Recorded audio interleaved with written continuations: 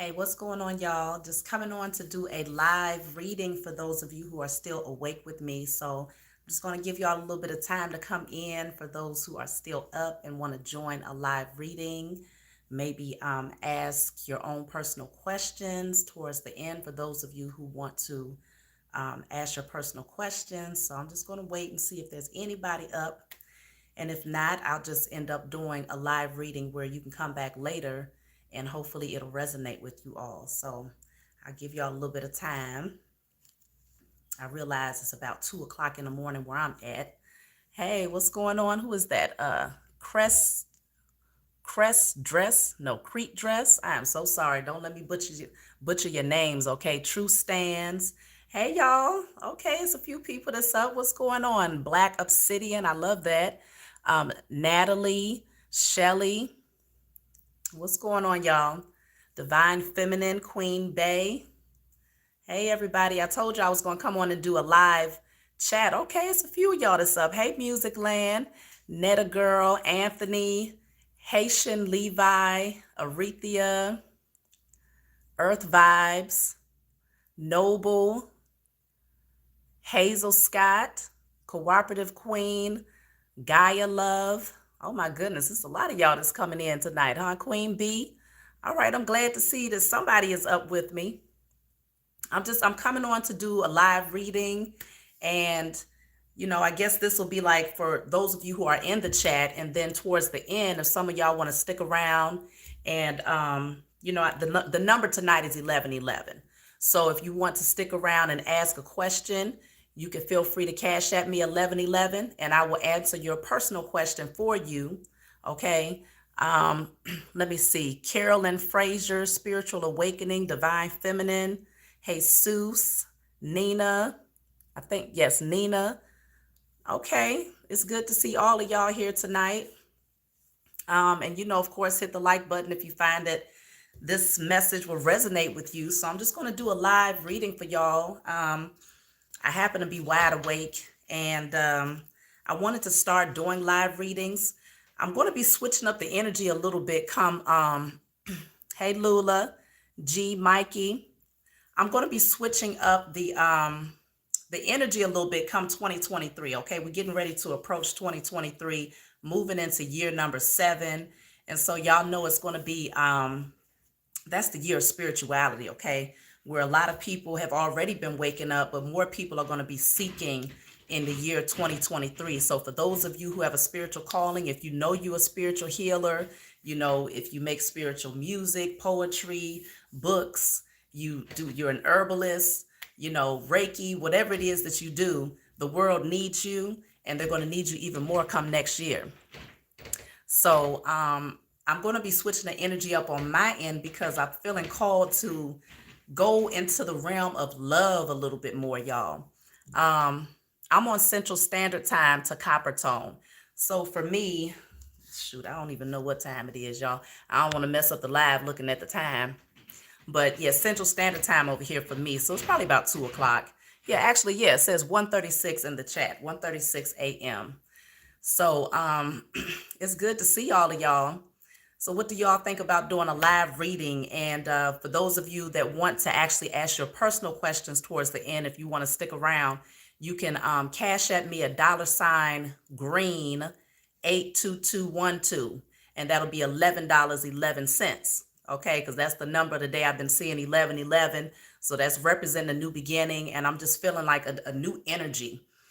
Y'all know I'm the tarot investigator, so you know that a lot of the messages that have come through me as a vessel have been some of them can get real deep, and while I love diving deep to see what's going on behind the scenes, behind the curtains, I really want to get into the realm of love because a lot of you are, you're spiritually awakened. Many of you are single and you looking to mingle, and the Cash App is $green like the color, no E at the end, green like the color, 82212. If y'all don't mind putting that in the chat for me, somebody, please, because I do not know how to type. Let me see. Maybe I can. I don't know how to type. I don't know how to type in the live yet, so I have to learn how to navigate this thing. I'm not that really, technology savvy. Um, yeah, just cash at me for those. Who was that? Daydream. Yeah, if you want to just do one question towards the end of this live reading, then just cash at me and I'll go in the order of whoever sent the 1111 first. And then I'll just answer a question that you have and we'll just do it like that. But I want y'all to come and join me. I just created a new Facebook channel called Shavi Zane Spiritual Love Vibe. Shavi Zane's Spiritual Love Vibe. And the energy is going to be different over there, but I want to get a certain number of people to join me because I want to do something a little different for 2023 to try to bring together some unions for the spiritual community, okay? Because I feel like we don't have enough platforms to come together. And, for most people who have really gone through the spiritual awakening, when you do all of that work to heal yourself and to raise your vibrations and all of these things, you want to make sure that you're meshing with somebody that's matching your vibes. And so I feel like a lot of you that come to my channel, especially those of you who have been frequenting my, coming to my channel often, a lot of you, you're high vibe in your energy. I can feel the energy. And so many of you have done the work, okay? You've been breaking them generational curses. So you're not trying to just welcome any old type of energy into your life. You see what I'm saying? So this is for those divine masculine and feminine out there that's ready to, meet some people that's on the same vibration, the same energy wave. Yes, that's what I'm talking about. Who is that? Atsa. Yes, that's what I'm saying. Most of y'all can agree, we need a platform. So I feel like I want to just do something like that where the energy is light and we can come in and converse and, meet each other, mingle and meet each other. And maybe even we'll see. I'm gonna surprise y'all with some things. Okay. So let's get started with the live reading. And again, if you want to send the 1111 to ask questions towards the end, I advise that you send it now. That way, when I get the notifications, whoever sent it first, I'll be able to, start with you. Now, why is this coming out first? Okay, heartache and loss. I don't know if some of you all are dealing with some changes here, or if you have somebody in your energy that's, going through some heartache because they've lost you. But you have victory and success. This has just come out in the reverse. So maybe somebody is feeling sad because they don't feel like they're victorious or successful at something right now. Let me see. What is this? Okay. For some of you, it's dealing with connections. Okay. Maybe you feel like if it's not a specific connection, if you're single, it could be maybe you're feeling like love is not coming, for some of you. Then I see don't let your past hold you back. So for some of you, it does deal with like a past connection where it's not successful. Things are not really moving ahead. Years and years ago, oh my goodness. Okay, things are not really moving ahead for some of you, but this says don't let your past hold you back. So some of y'all might still be kind of holding on to the past energy with this card coming out in the reverse. And so you definitely want to shift that. You have the waiting game in the reverse and a win-win outcome is forecast. Now, both of these came out in the reverse. I don't know what's going on here, y'all, but it could be that you're running impatient. Maybe you feel like time is just, it's taking some time for you to actually connect with that person that you desire to have in your life. Whether it could be love. I feel like it's love for a lot of people, but it doesn't have to be. It could be dealing with career, whatnot. But you're ready for some change, I feel. But you want to definitely release the past so that you can open up the doors to change. I do see, speak your world into being. Speak your world into existence, okay? It's that strong energy of, putting out there what you want. I finally caught a live. Hey, what's going on, Heather? Yes, Miss Carla. Yes, speak your world into being. What are you thinking about? What type of energy are you projecting out there when you are thinking about these types of things? Do you have a blueprint that you've created in your own mind? Remember that you are the co-creator of your life, okay? So as the co-creator of your life, thoughts create things. And if you're going to be creating something with your thoughts, you want it to be in alignment with what you want, because whether it's negative thoughts or positive thoughts, you're still creating with them. So you might as well be intentional about it. You do have accelerated motion. So things do look like they're going to pick up here in this area of your life, and your thoughts are being heard. I can see that many of you have a divine connection here where you have a lot of spiritual insight, and you have that receptivity where those messages, they come through very clearly for a lot of you. You have a strong intuitive gifts. In other words, your cell phone signal, because I see it, when you communicate with your spiritual team, I see it as some people have real staticky signals and other people have real clear signals. The staticky signals generally are a result of a cluttered mind, overthinking, maybe negative thought patterns, and maybe even having the wrong types of energies around you. But that clear signal comes when you've been doing the work to clear your energy out and you're doing something every day to maintain your balance. So, okay, Copper Tone said, I want to honor the Most High more. So, for me, honoring the Most High more literally is just giving gratitude. Every morning that I wake up, I take a deep breath,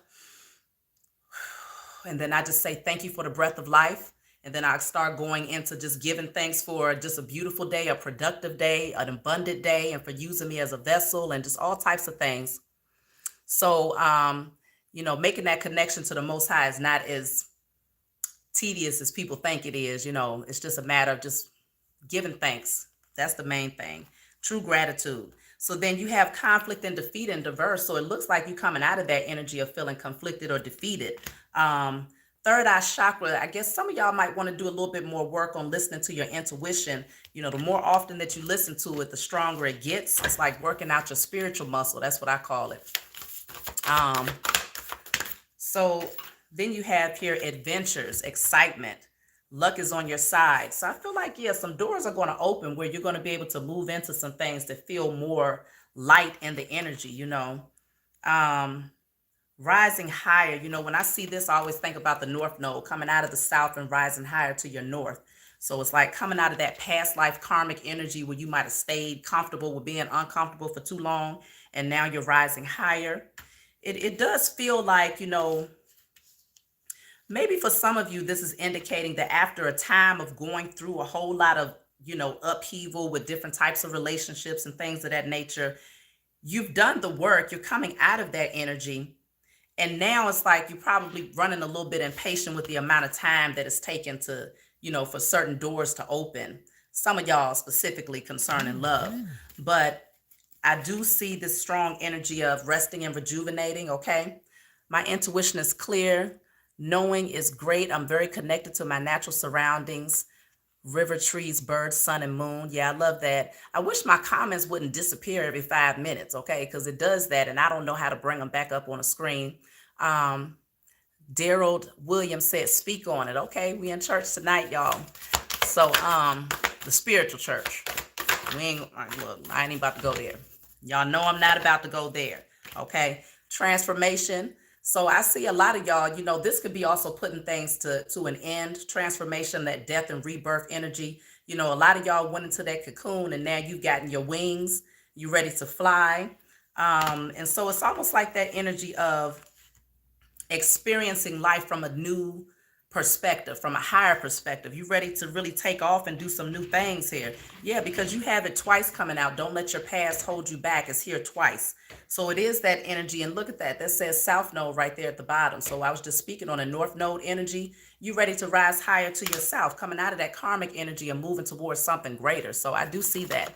Who is that? Marietta. How you doing, Marietta?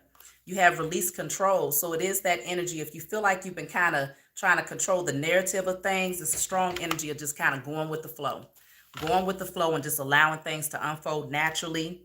That's the best way to be, because that's how, the best way to do that is to just stay in the now. When you stay in the now, then you can pretty much maintain your balance when you stay in this moment. But if you too focused on the future or definitely looking back into the past too much, you can get thrown off balance, because, just consider if you're looking back and you're actually walking, you might trip up, so you want to stay in the now, stay in the present moment. You do have the energy is gaining momentum. So something is picking up for y'all here. Something is picking up. So let me see. What is this transformation all about? Let me look and see what's going on here. Transformation. If it's resonate with y'all, be sure to like the video so I can get more messages out there to y'all. I love doing the lives. This is my second time. Well, technically my third time. My first live that I did, they ended up blocking it and erasing it because I guess I say it too much for YouTube. So this transformation is confidence is your key to success. So it's like you're transforming and starting to be more courageous and bold and confident now. This is your key to success. So if you feel like there's certain doors that you want to open, um, confidence, solar plexus, work on your solar plexus, light you a yellow candle and write on that candle, on the glass of the candle with a permanent marker, I am confident, I am strong, I am bold. I boldly and courageously walk through all doors that are meant to be open for me. I boldly walk towards my destiny. Put those types of things on a yellow candle and let that burn through. Call on your spiritual team to help you to embody that energy, okay? Because this is the key to your success. So if you're ready to be successful, then get that confidence up. And that's what's going to really help you here. You do have here mental conflict. So some of y'all might be either, mentally conflicted about something, maybe overthinking something. This could also indicate being double-minded about something. Let me see, what is this mental conflict? I saw somebody say they're an Aries. Okay, I'm an Aries too, y'all. I'm an Aries too over here. So mental conflict. What you mentally conflict about? Okay, talk less, feel more. So some of y'all, maybe you are needing to get silent so that you can really hear and make like a clear decision about something. Okay. Lotus Flies said, how do I get a reading? If you want like a quick reading, you can cash at me 1111 to $green 82212. And then towards the end of this reading for the collective, I can answer a question for you. Yes, Divine Feminine said, I'm already in solitude. Yeah, many of us are already in solitude.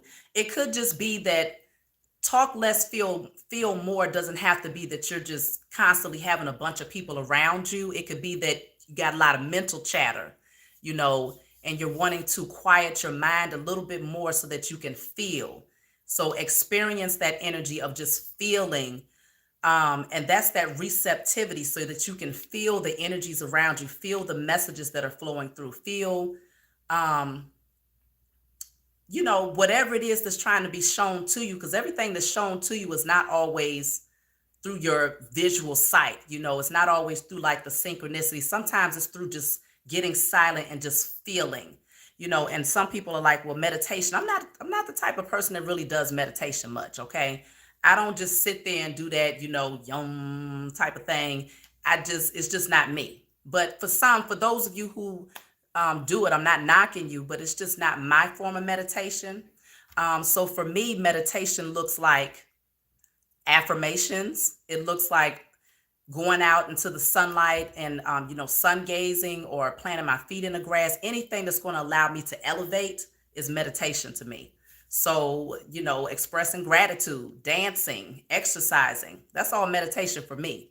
So in those moments, I'm able to clear my energy out and get balanced so that whatever messages do want to flow through, I got a clear signal. So whatever meditation looks like for you, don't let anybody tell you that it has to be a, cookie cutter version of meditation, because that's the whole purpose of taking a narrow path of spirituality, is so that you don't get boxed into, a specific tradition.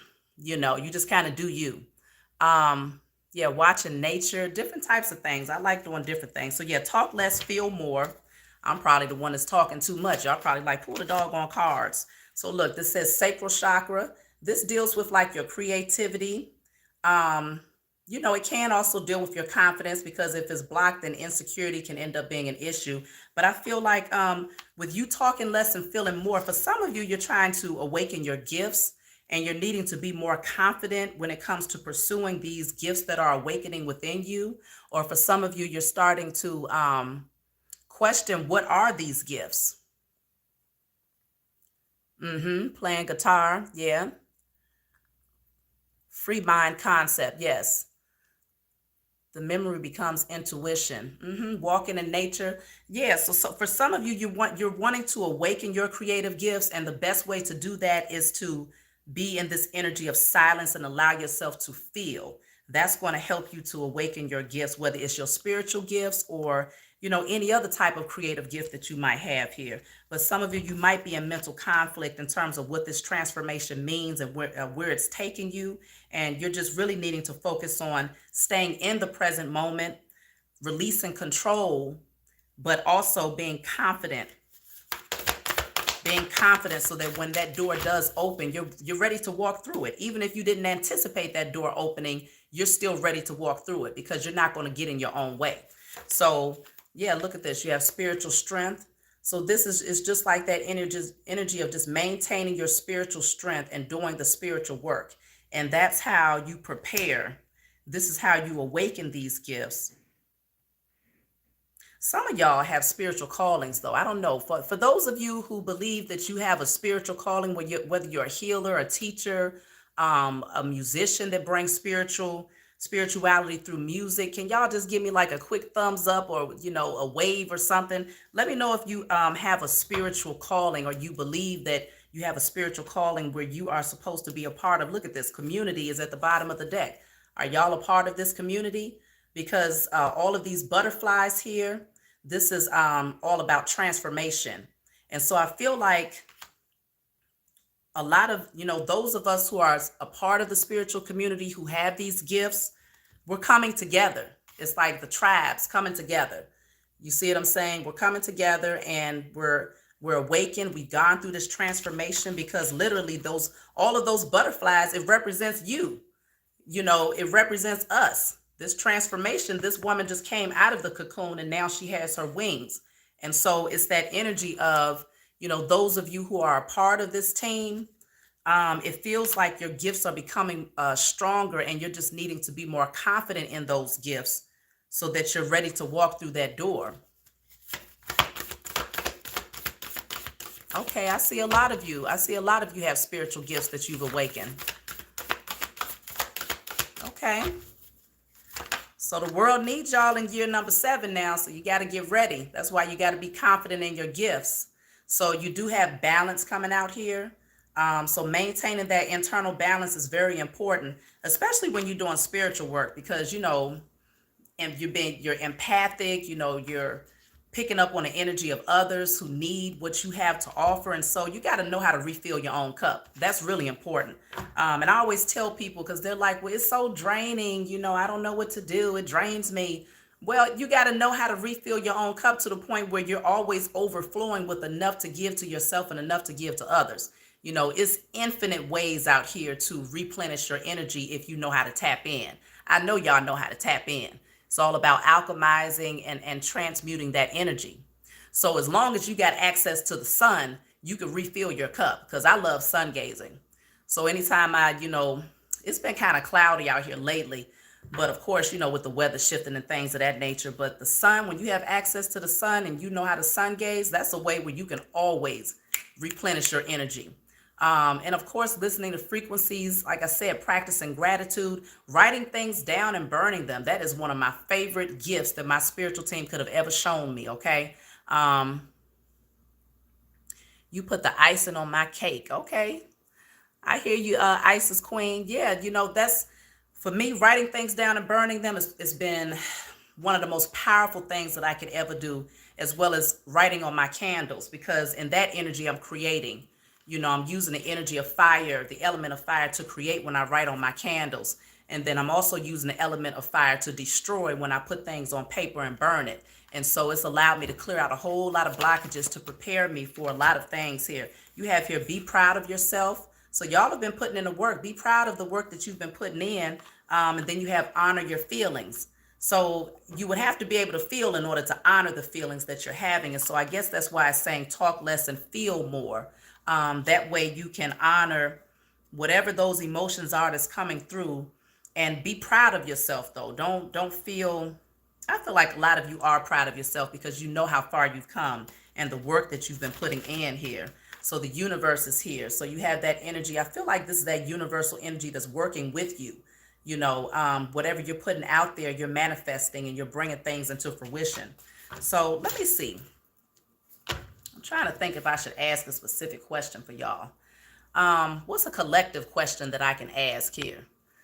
Not necessarily a personal one, but more so a collective question.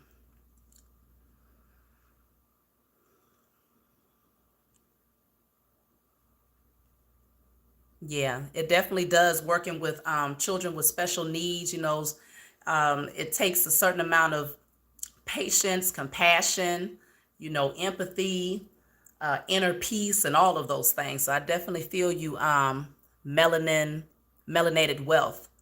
Let me see. Since you said write it down and burn it, it's like I'm going higher. Yeah, I'm telling you, it lifts, it offloads a lot of that heavy energy, and so it works really well. How can we close out the year? That's a good question. That's a good question, especially because we're getting so close. This year went by so fast, but I can't complain though because I had a lot of doors open for me this year. It started off a little crazy, but it's finishing beautifully. I can't say that. Do you mentor? I think I do mentor. I consider myself to be a spiritual counselor. And so, yeah, whatever it is that you need to know about, we can go spiritual. We can stay on the surface of life, however high or low you want to go, we can go there. So let me see, what can be a good message here to close out the year? Closing out 2022. Look at this. It says a time for healing, a time for healing. So I feel like, in the wintertime, for me, it's symbolic of the energy of purification because, it gets cold, the snow is falling. So it's like purifying the energy. So it could just be if you're flowing with the seasons, this is that time of just kind of hibernating, going in, getting cozy, and just healing, allowing yourself to do the work to heal. And for me, the healing comes after the war. The healing comes after the battle. Because many of y'all some spiritual warriors out there. Y'all know we've been putting in this work. What else can we do to get rid of the evil here? Well, I've done so many videos on that in terms of burning out these false contractual agreements that, we made in past lives and that our ancestors made with the powers that were. Definitely being intentional about breaking of the generational curses and releasing yourself from, a lot of these contractual agreements in the spiritual realm. I'm talking about doing the spiritual work. Let me see. I'm just writing down because I'm getting a couple of cash apps coming through for people that want to ask personal questions. So I want to make sure I have y'all in alignment here. But let me see. I'm going to answer one more. Let me see. I'm going to look into the end of the year energy because I didn't finish that. So this is a time for healing. Don't forget to send me a friend request for my new page on Facebook, Shavi Zane Spiritual Love Vibes, because we're going to be over there doing some things, talking about love and, just vibing with each other in the spiritual community and try to bring some divine unions together over there, okay? So be sure to go over there, Shavi Zane Spiritual Love Vibe. So you have here, clear your mind. This is what you should be doing moving into 2023, closing out this year. Clear your mind, a time for healing and attending to the details. So that's what it's saying. This is the time to, attend to the details within yourself. Pay attention to what needs to be cleared out, what needs to be healed.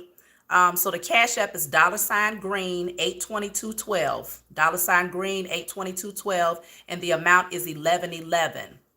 That's the number tonight, 1111, moving into a new beginning.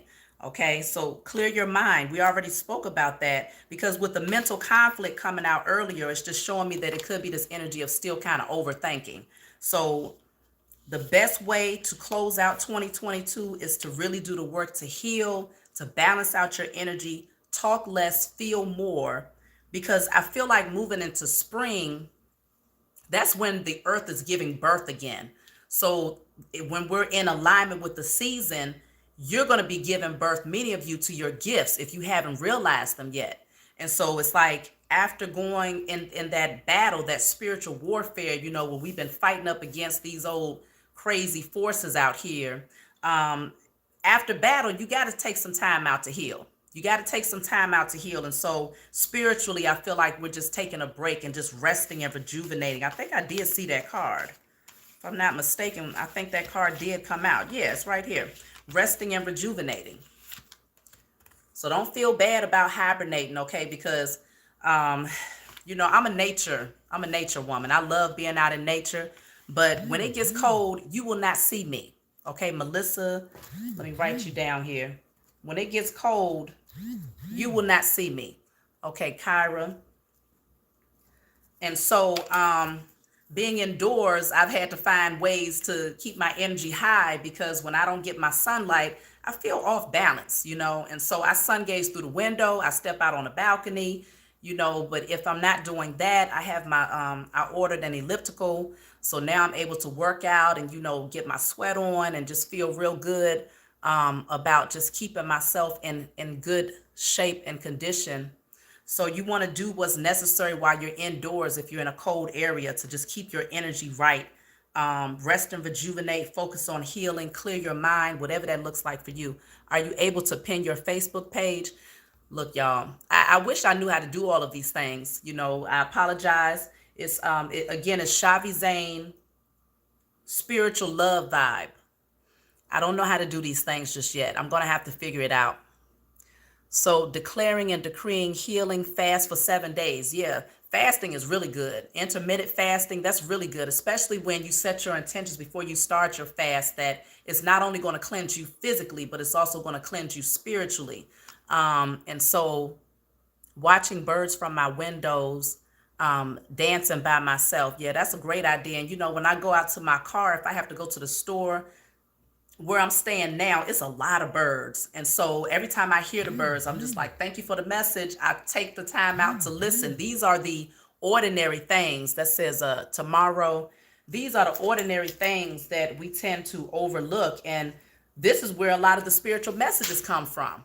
We tend to ignore the sounds of nature. And this is what you should be listening to and acknowledging the messages that they're giving you, because birds are messengers, and once you actually listen later on, you might find that you interpret it some kind of way. You might have just that thunderbolt aha moment where it's like, dang, where did that revelation come from? Or where did that spiritual upload come from? Or you might just have a dream that brings you some sort of clarity, but that's where you want to take the time out to listen and connect. Oh, thank you. Thank you. You pinned it for me. Okay, so she pinned it up here for me. Who was that? Melanated Wealth. Thank you. I appreciate that. Can you mentor me, please? Yeah, you can email me if you want to set up private sessions. Just email me. It's usually in the description box. I guess I could leave it after this live. So when doing yard work, butterflies are always around. You still got butterflies in this wintertime, BJ Martin? Maybe, I guess depends on where you're at. That's beautiful if you still have butterflies around you. Black cats. I would say, black cats, people have different perspectives of what it is. Some people think automatically it's wickedness. You can also look at it as being protection. It just depends on, how you see things. But let me see, what else is coming out? What's another question that y'all can answer as a collective for those of you who are still here, who just want to know a collective question? Let me see.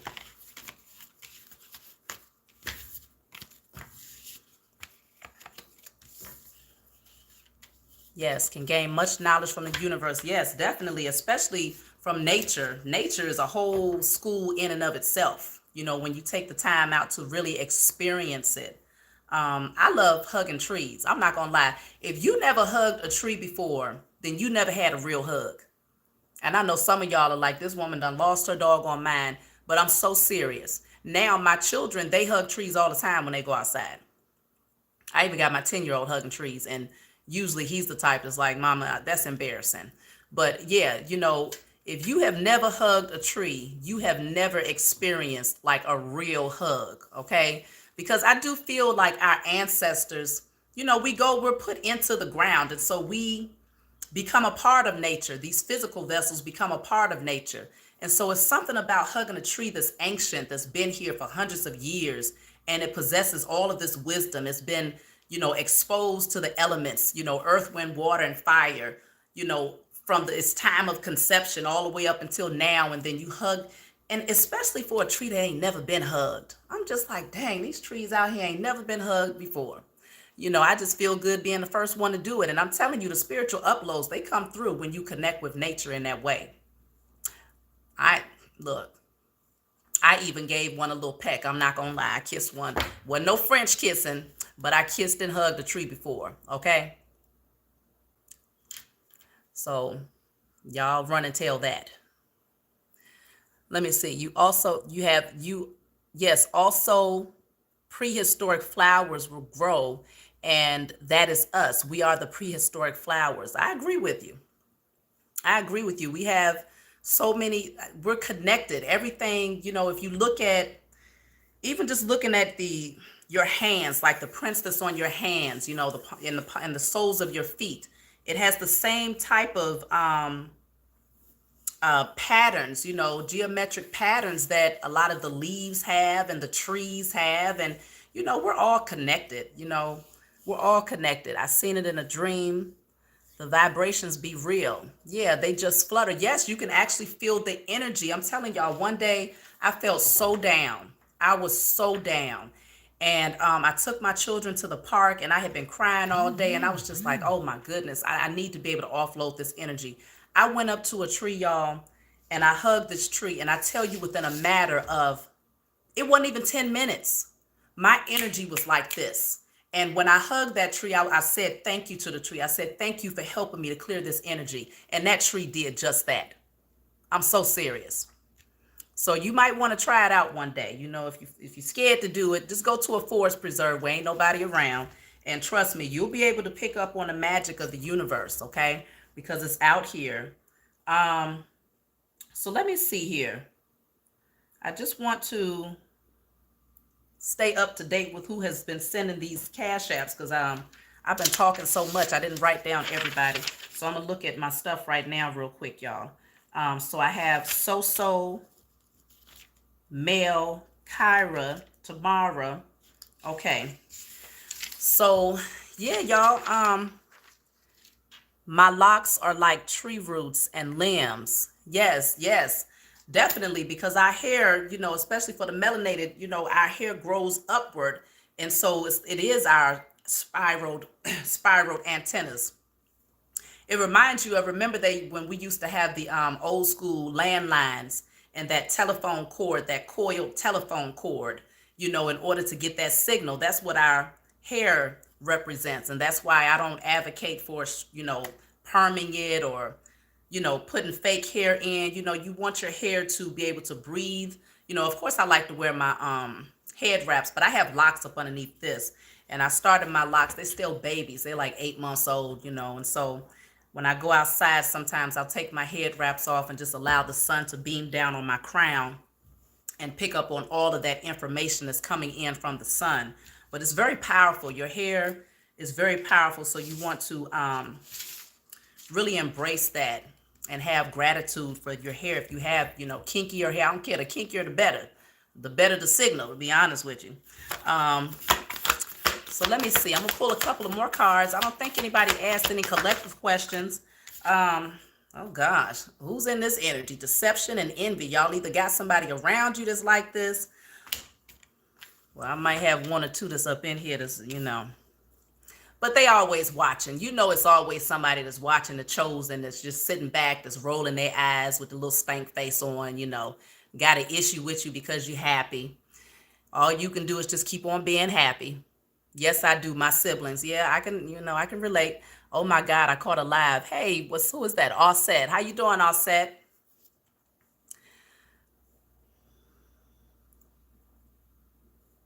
Do you believe in head? Is that head protection? Head protection. You mean like protecting your crown? Personally, I do. When I wear my head wraps, I won't do a reading without my head being wrapped. I personally feel like it's a respect factor for me. Let me write this down real quick. This is Gabby. It's a respect factor for me because I'm channeling the energy. And so for me channeling the energy, I just feel like out of respect, I cover my head. And then, yes, it is also protection for the crown, though, for sure. I do see it as that as well. Yeah, y'all won't catch me doing a reading with my hair out. Now, do I wear my hair out? Yes, I do. But to do readings and things of that nature, no. Need blood flow to it. There is life in plants, trees, grass, oxygen. Earth is alive. Our hair is the only kind that grows against gravity, against actually receptors of light information. Yes, antennas. Yes, that's exactly right. That's exactly right. And that's why when, we was taught to hate our hair and to fry it and all of these things, that was, the enemy understood the power of our coils. We just didn't understand it. We have forgotten it is what I should be saying. And so now we're coming back into remembrance. It's not, at one point it was like a trend. Okay, I'm going natural, you're Afrocentric is what everybody would say. But when you become more spiritually awakened, you start to see that it goes beyond that. It's you getting back to your origin, getting back to your organic state. And in your organic state, that's when you thrive. Being anything other than what you was created to be it works against your nature and it works against you. So why would you want to do that to yourself? The Most High did not make no mistakes. Mother and father came together and made perfect masterpieces in every last one of us. So we don't want to do anything to disrupt our nature. And so then you also have release control. I think this card came out earlier. Release control. What y'all trying to hold on to control of? Something that y'all, maybe not everybody, but again, we also have don't let your past hold you back again. So yeah, it's a strong energy of needing to release the past here. It doesn't have to necessarily be people, because I'm sure many of you have already done that work. It could just be a thought process, Look at that right behind that. What do you need to release? So there is some releasing. And look at this, y'all. This is the winter time. So we was just talking about purifying the energy during the winter time. I've been separated from my kids for 2 years. I'm needing to gouty the doctors, wanting to see them first. Anxiety got me. Okay. Anxiety, Daryl. Let me write you down, Daryl. Anxiety has you. So a good way to offload anxiety, one of the greatest gifts that you can have is self-awareness. And that energy of self-awareness, if you know that you have anxiety, especially if you can pinpoint what triggers that anxiety. I'm telling y'all, writing things down, I destroy and I release all anxiety concerning whatever the subject matter is, in spirit and in flesh. And as you're burning it, you're giving thanks to the Most High and calling on your spiritual team to help you to clear that energy out. It's very, very effective. Then you might light you a candle, and right on the candle, you want to put the opposite effect. Whatever you write, burn, and release, you want to put on your candle the opposite effect to create the opposite energy. So you fill in that void space with something that is actually going to be healing and uplifting and empowering. So on the candle, you might write, I am at peace. I am internally balanced. Okay? And in spirit and in flesh. Maybe a yellow candle, because for some reason that just feels like peace. Yellow feels like peace to me right about now. So that would be really good for you to start practicing that. I can't quite remember who said that, who made that comment, but hopefully that, you received that message. Working out helps me with anxiety. Yeah, working out is really good. I mean, I'm so happy I got this doggone elliptical. I don't know what to do with myself. Y'all see me making them live videos where I'm halfway dancing off the doggone machine. But it's because for me, working out used to always be a pastime for me. It's something that I really did enjoy. And so after I had 6 children, I felt like I would never get back to the gym until they was grown. And I said, you know what?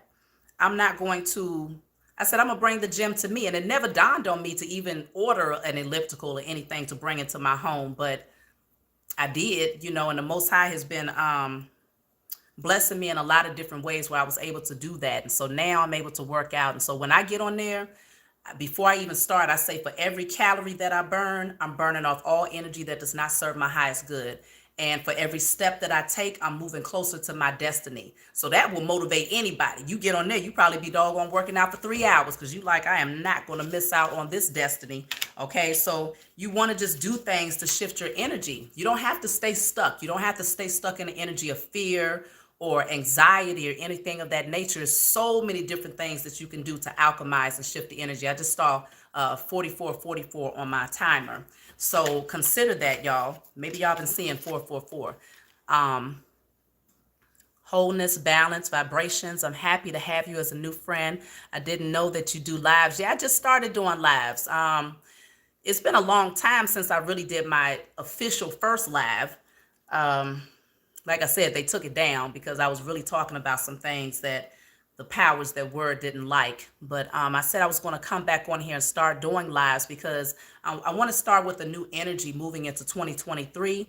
I want a much lighter energy, especially for those of you who have already done the work and you're like, okay, well, but if y'all really want to get deep, if you want to get your hands dirty and you feel like you need to be in spiritual warrior mode in order to offload like some dark energies that could be around you or within you, definitely scroll through my channel, look at my videos. I have over 160 videos that can really help you to shift the energy and to reclaim your power. But I feel like moving into 2023, I'm more so in alignment with those of you who have done the work and you're just focused on just maintaining that balance and just, be vibing together and just maintaining that energy, that good energy. Okay, I've been seeing 444, 555. Yes, I've been seeing 1111 a lot.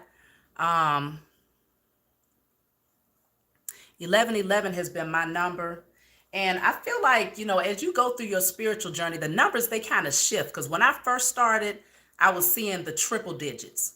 When I started to move further down my journey, I started to see things like 122, 755, 811, things like that. And then now it seems like it's going back again to 1111 and things of that nature. So it's something how the energy just kind of shifts as you progress further down your spiritual path. But yeah, some of y'all, you in that mental conflict. This is a time to do the releasing. Put it on paper. Call on your spiritual team. If you don't have an altar up in your home by 2023, then I strongly suggest that you get on top of it now. Well, 444 for me deals with security.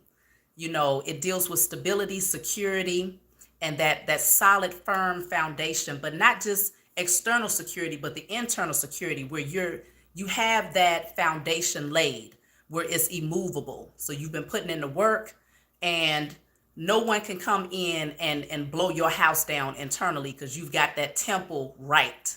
It's purified. Your energy is balanced. You stand in the now. You know how to alchemize and transmute the energy. So nobody from the outside can come in and rock that foundation that you've built internally. So that's what I see 444 as. But externally, in terms of like your physical existence, it can deal with like you creating a solid foundation when it comes to your security, your abundance and things of that nature. Everybody I interpret numbers the way I interpret them. And for me, that works. 111 likes. Okay, 111. I appreciate y'all that's liking my video. If you're not subscribed, feel free to subscribe to my channel. Turn on your notifications because some of y'all, you'll be like, dang, I missed the live. And I think, if YouTube, sometimes they won't alert people, to let you know that we have lives up, especially if it's going to raise your vibrations. If I was sitting up here talking about Bonquisha and shaking my behind, then YouTube will be all up in your feed, right? But either way, I'm not dissing nobody with the name Bonquisha, so please don't take it personal because I know some of y'all might actually have that name. Yeah, I've met one or two, especially down south, but we all over the place, y'all. What's a good question that y'all might have? So one person wanted to know about the energy moving into 2023. What should we be doing? And it keeps coming out. Same thing. We got rest and rejuvenate, balancing out your energy, and then we have healing chaos. So if you're going through a lot of changes now in this season, it's only because this is the energy that you asked for. You might have asked for change. And so this is that energy of transformation. There's the butterflies all over again. So this butterfly energy is really strong here when it comes to transformation and coming out of that old skin and who you used to be and being able to fly higher. So if you've been anticipating and asking to be able to fly higher and to be able to take greater heights in your life, if you're going through a lot of changes, and it feels like it's a big twister in your life, it's only because is moving some things out of the way so that you can get back into the space of balance again, you know. And this could be internal. This, you might not even have things going on in your external environment. This could all be that internal chaotic energy that's happening where you're having to face some things about yourself just to get back balanced again.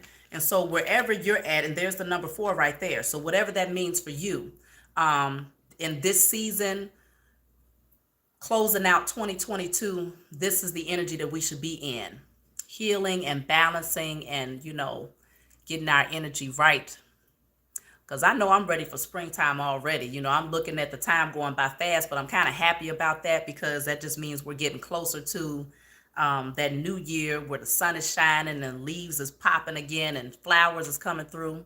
The energy is about to hit today and the 11th. See this thing? Okay, there it is. And the 11th, your 3693, that's the universe, sun cycle. You're in command. Okay, hood science. All right.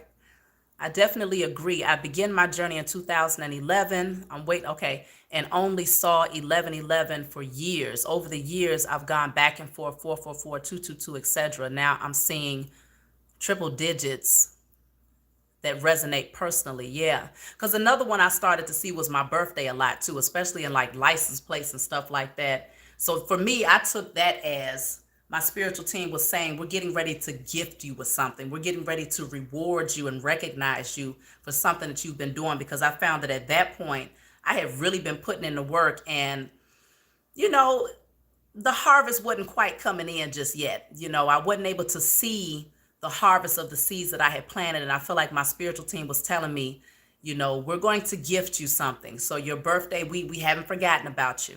You know, I had a really nice experience yesterday. You know, for some of you, you might know my biological mother. She's been gone since I was 8, but you know, this crazy system took her out. Okay, they sacrificed her. But either way, you know, yesterday I was tapping in and I was watching a movie yesterday. Y'all know I don't watch too much TV, but I was watching a movie yesterday. I think it was called Her Choice, something like that. And it just made me feel the energy of my mother around me, like real strong.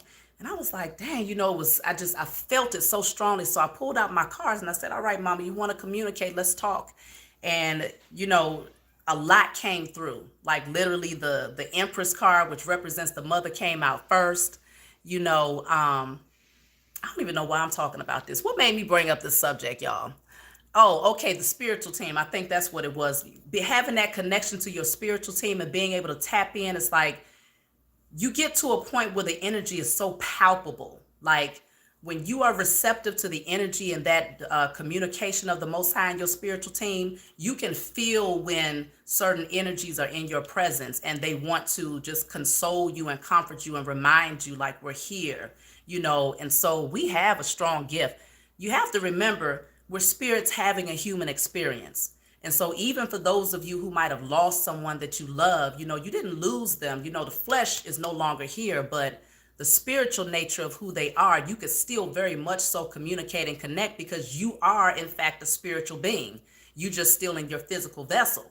So it's no real disconnect. It's just the way that you communicate with them, it becomes different. You know, it's different. So I see my birthday almost everywhere on the sides of tractor trailers. Yes. I lost my aunt and my brother too. Stay strong, everyone. We are all eternal souls. That's right. We're all eternal souls, and this is not our first time here, and it's not our last time. We're constantly evolving, infinitely, never ending. Does the Murray brand work or make it with real ingredients? I don't even know what that is. I do not know what the Murray brand is, to be honest with you. So I'm not even going to act like I can answer that question. So I'll take one more question for the collective, and I'm getting ready to move into the questions for those of you who wanted to ask like who sent the Cash App to ask a private, you know, your personal questions. Can't remember my past life. Yeah, I do tap into past life energy, more so surrounding, not like the type of job you had or who your lover was, but more so what energy you was projecting emotionally. Like what was your characteristics? Like what was your personality traits? How was you handling life emotionally? Because that'll tell a lot about the type of people that you end up attracting to you in that lifetime, um, as well as what type of energy you might have brought from that lifetime into this lifetime based on those characteristics. So I do readings like that. If that's something that y'all are interested in, you can always email me for that too. So I'm going to go ahead and shuffle because I want to address first, male, if you're in the building. If you can tell me what your question is, your personal question, because you sent me the 1111. And for those of you, if you want to jump in on my Cash App is $green, green like the color, $green 82212, and it's 1111. That's how much it costs to ask your own personal question. Because I'm not going to be doing it too long. I'll probably close out that option. Let me see, what time is it? Probably close it out at about 2:40. So where's Mel? You got to let me know who you are, because sometimes your Cash App looks different from the name that's on here. So let me see.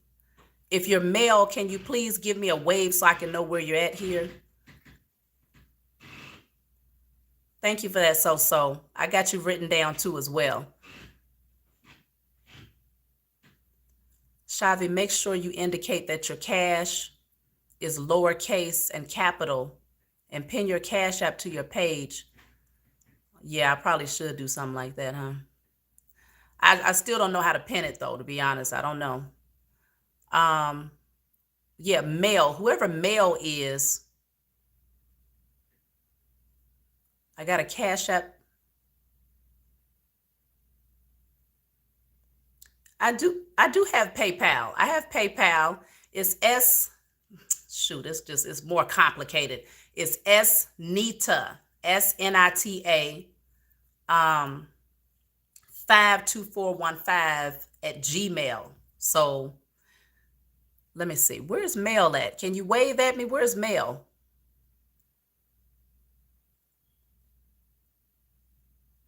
Yeah, I love using Himalayan salt, especially to take salt baths. But one thing that a lot of people sleep on is the Dead Sea salt. I like to use the Dead Sea salt too, because they say a lot of people go out to the Dead Sea and they get into that water to heal themselves and things of that nature. So I actually order Dead Sea salt off of Amazon and take a lot of my spiritual baths with that as well.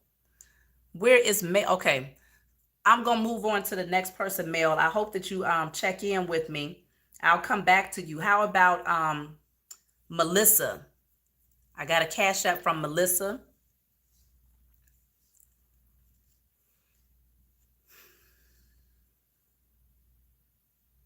Y'all got to work with Shavi on the technology tip. Baby steps, but she gonna get it sooner than later. Oh yeah, I know. Y'all just be patient with me. I know I've been here before many times, and I'm technically I'm about 100 years old.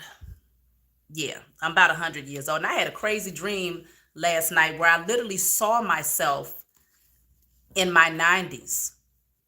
Literally. I'm going to do a message about it. I'm still trying to figure out what it means for you all, but I saw myself in my 90s in my dream last night. And I had made a video on YouTube, and I was comparing how I looked now to how I looked in my 90s. It was crazy seeing myself like that. So Melissa, let me write down Queen Neff. Melissa, where are you at, Melissa? Can you wave at me?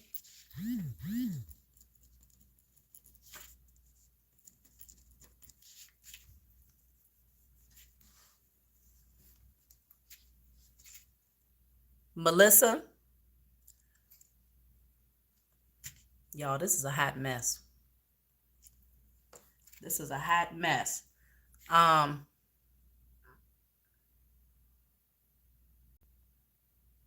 Anybody seen Melissa in the building? Melissa, are you in the building?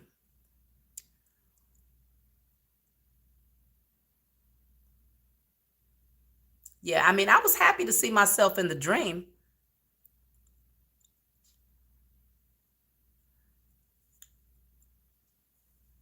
I was happy to see myself in my 90s because, I've been finding that My dreams have been coming true, and that's been blowing my mind. Okay, I literally had a dream about somebody that I hadn't talked to in a few months, and it showed me something about this person, and so I checked in on them, and they told me that they was going through that exact same thing.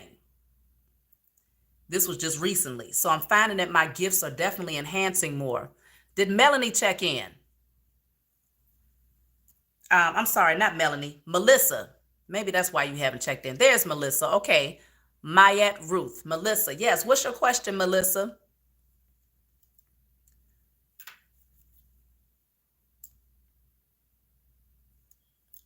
What is your question, Melissa, so I can lay the cards out for you here?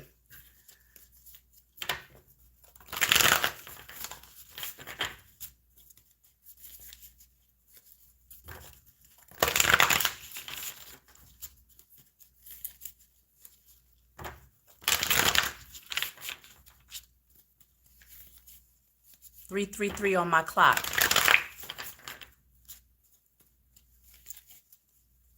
Yeah, for those who are empaths, the energy is definitely, the energy, we're vibrating a lot higher. And so that's why it's so important to be in alignment with the shifts that's happening. Because if you vibrate low, this type of energy, this type of vibration surrounding you can take you out. Okay. Noel has also sent in a cash app. So you want to keep your energy light.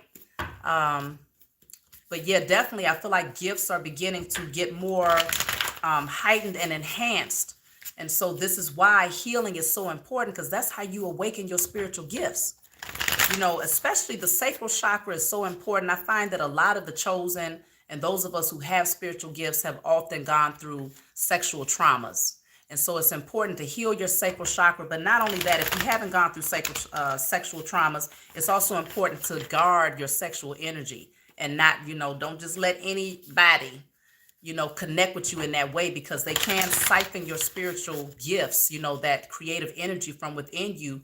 And generally, if they're low vibrational, they have something that's darker, the beast, feeding off of their energy. So they're pretty much a direct passageway to take your energy, you connect it to them through that soul tie, and they siphon that energy and feed it to the beast. And that's what keeps the system running. And so this is where you want to really protect your energy during these times, because the beast is hungry and is starving, because we've been pulling away and disconnecting from that system. And disconnecting meaning we're healing. We're not in that low vibrational state where it can, hover in our energy anymore. So as a collective body, we're awakening in large numbers. And so, yes, the vibration, the frequency is definitely getting higher. So your gifts are awakening, y'all. And if you haven't tapped in yet, they will be. Just keep doing the work to heal and offload, and you're going to see. That's why I tell people all the time, when they like, oh, you're able to do this, I can't do this as well as you. Many of you can do it better than me. Okay.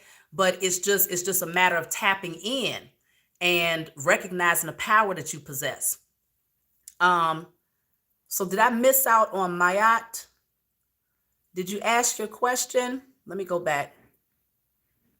See, did I miss the question? No, I don't think I did. Okay, I did the burn and release. I got a dream of 100 dogs entering my house. I chased them out, and I want and locked the door. I want to know what that dream meant. So 100 dogs entered into your house during the burning and releasing, and you chased them out.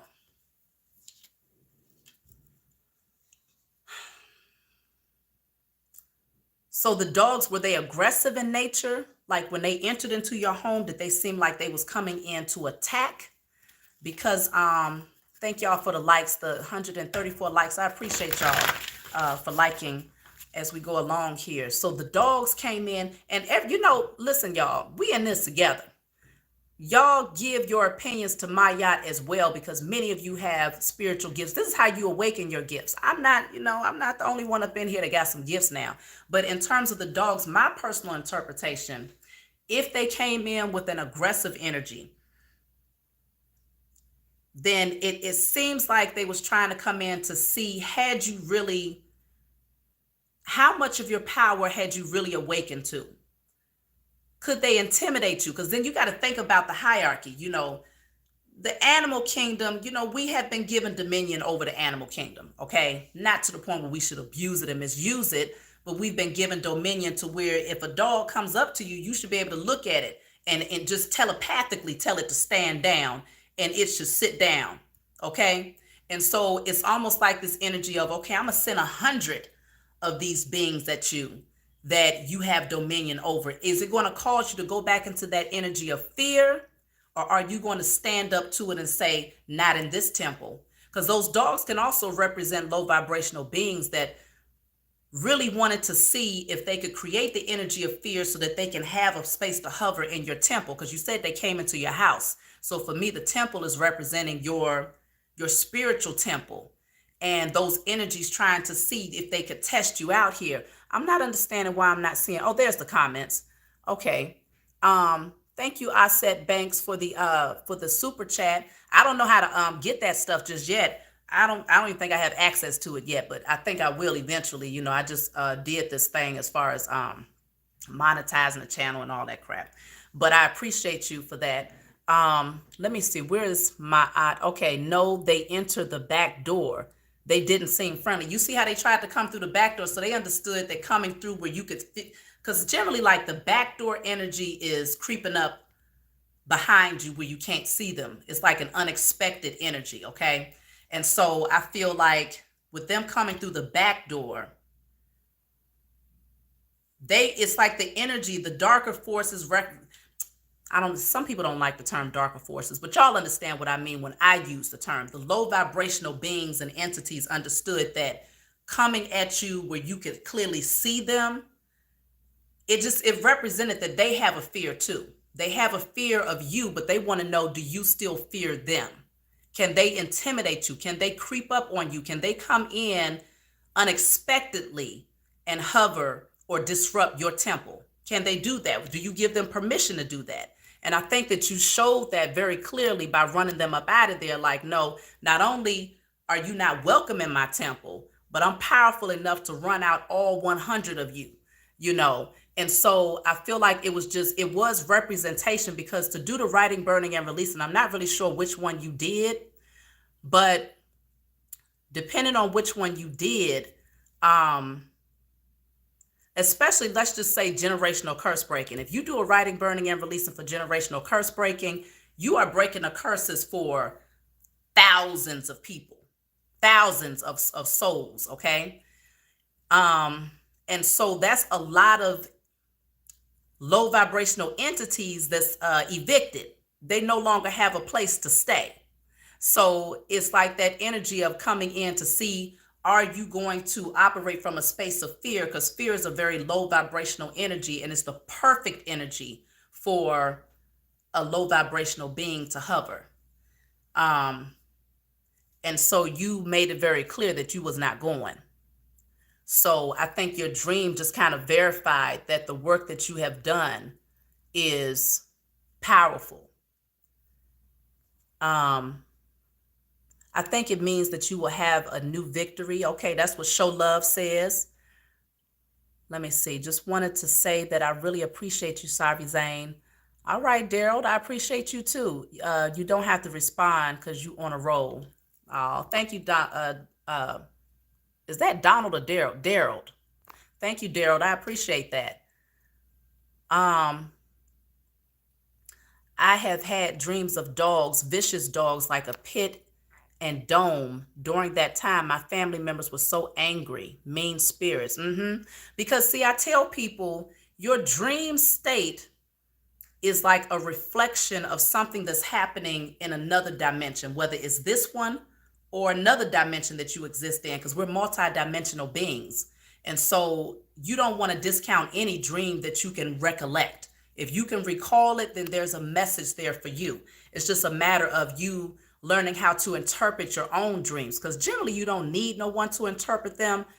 Usually your interpretation is the most correct interpretation, even better than someone who professionally interprets dreams, because I wouldn't even say I'm a professional dream interpretator. I just go with whatever my intuition tells me. That's what, I interpret my dreams as, and that's what I bring to others. But you definitely don't want to discount your own interpretation. Check that number 100. I think it corresponds with what is being said. Speaks of God energy. Yeah, showing that power that she possesses. She's tapped into that higher power energy. You on point, Shavi. Thank you, Hood Science. I always dream of dogs attacking me. I hit one right over the nose with a stick. Okay. He stopped and I ran away. Oh, you ran away. You know what? How you gonna hit it with a stick and then you ran? I'm surprised the doggone dog didn't run. Okay. I did the burn and release to remove the dark energy spell work. Oh, okay. Yeah. So it really does sound like, because I tell people all the time, especially the chosen seed, there's always dark magic being done against the chosen seed.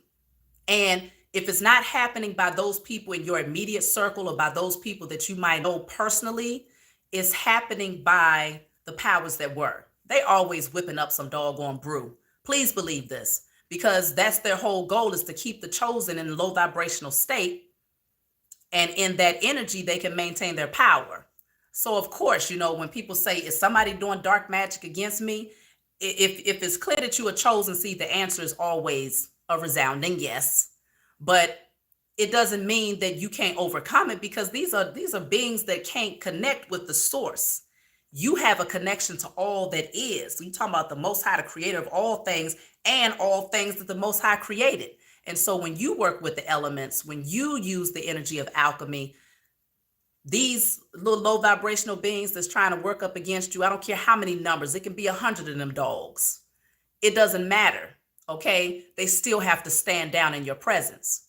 So yeah, that's very powerful, just to show that, okay, you've come into that space of no longer being fearful. And I think dogs is probably one of the, because I used to run from a lot of dogs when I was a child. Like, it was like almost every day after school, I got chased by this doggone black dog. I don't know what the problem was, but looking back, I feel like the dog probably wasn't even that doggone big.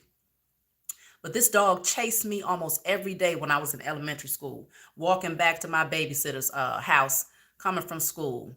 And that's how I learned how to run real fast, y'all. I learned how to run real fast. And it wasn't until I moved to the country, when I moved to South Carolina, it was a lot of stray dogs that was always out there. And I had to just learn how to get used to dealing with dogs. I got chased by a goat one time. You see what I'm saying? I got chased by a goat named Freddie. So animals used to always chase me because I didn't understand the power that I possessed. But once you step into your power, they know when to stand down. Now I look at dogs and I say, I wish you would. I wish you would. So you just got to know who you are. They will listen if you ground yourself out your hand in the ground with no fear and talk telepathically. Right. You don't have to say anything out loud. It's the energy that you project that lets them know who you are. Yes, a goat named Freddie. I got chased by a goat named Freddie. They had a goat down the street named Freddie, and the goat would answer. It would respond to being called and all of these things. So I don't know. I think they just raised it as like a pet, and it scared the hell out of me, because I didn't grow up in South Carolina. So when I moved out there, it was foreign to me to have a goat that lived down the street that could just run wild and that had a whole name, So I was scared as hell. I used to have a pet goat. She put holes in all of my clothes. Wow. Yeah, she would have been out the door. Yeah, and it's not just for animals. I mean, it's for people that act like animals. They'll stand down in your presence too. Those people that have that anger and aggression in them. Let me see, y'all. I'm sorry. I'm just talking. I know y'all who have sent me cash apps is like, look, if this girl don't go ahead with my reading. So let me see. I've already done, that was Melissa. So is Mel in the building now? Mel, did you check in yet? If you can give me a wave so I can know who you are.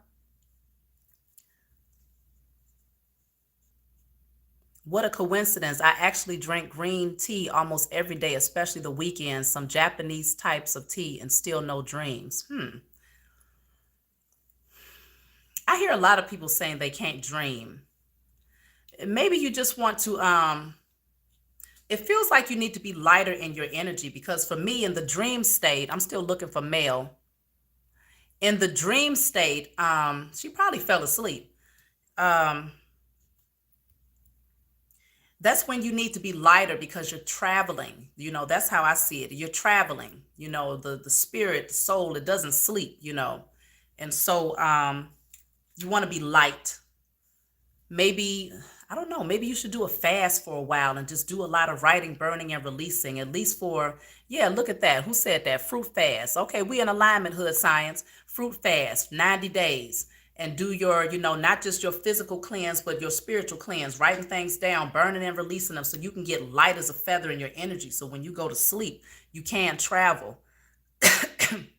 Mel did not check in. So I'm going to go ahead and move on to Kyra. Kyra, if you don't mind giving me a wave.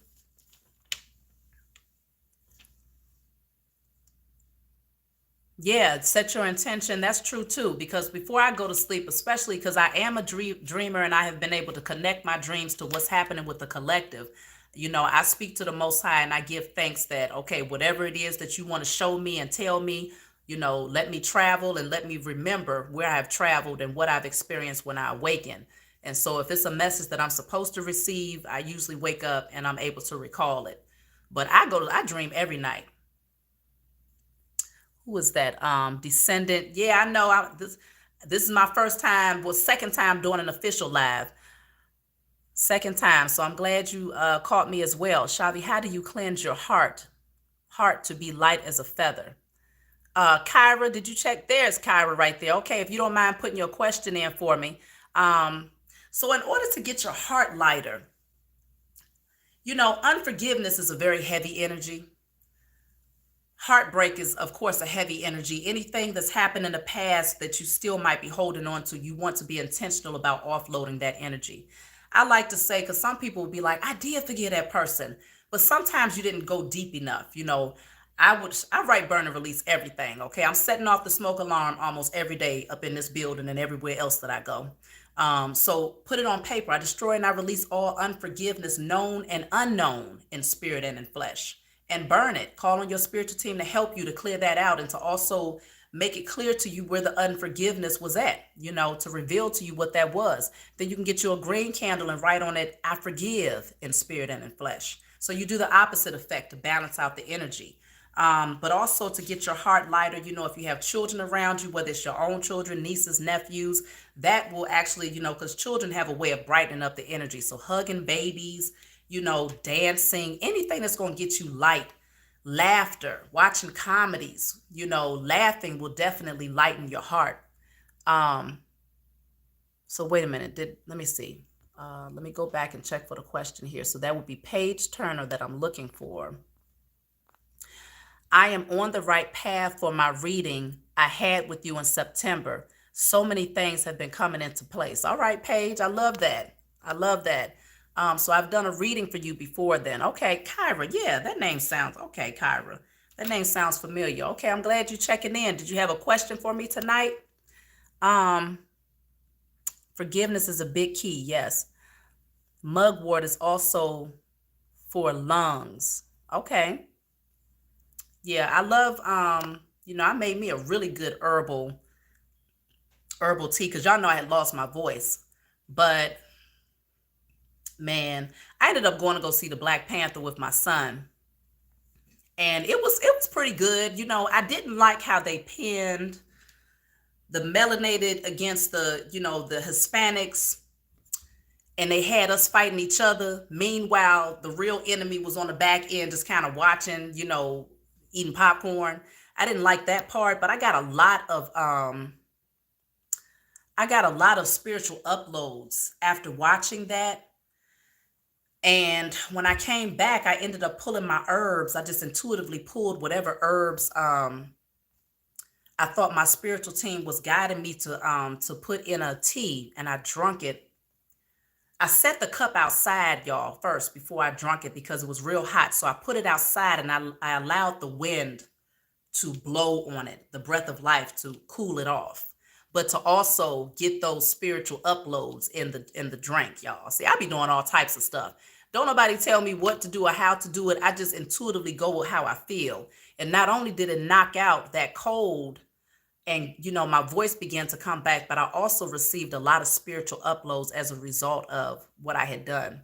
So y'all are alchemists out here. You got to know. Now, let me see. Let me see. Kyra, did you ask a question here?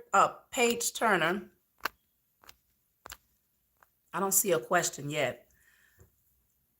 Hot girls. Oh, you got to get up out of here. I don't know what that means. So anywho, how do we release the energy of trauma in our bodies? So you definitely want to, well, are you saying like physical trauma, or are you saying like how it's impacted you spiritually? You're saying release the energy though. So the energy itself, it's good to be able to pinpoint the root of where that trauma came from. And once you're able to get to the root, that's where you go in and do the work. You pluck it up from the root. So maybe you might have to be a little bit more detailed about that question, your college course. Why do I forget my dreams sometimes? What is your perspective on the Woman King? I saw it and loved it. I never saw that one. I haven't seen it yet.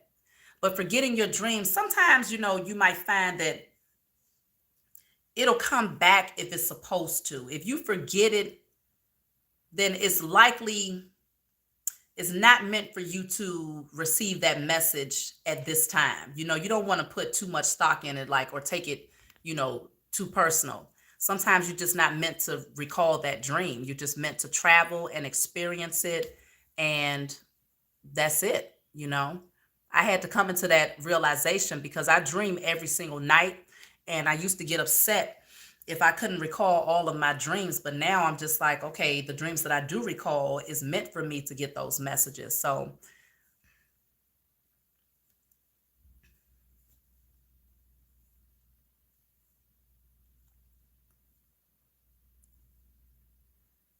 are the eagles and hawks your guides? I've been seeing them and feeling they connect with me, and then I am pulled higher.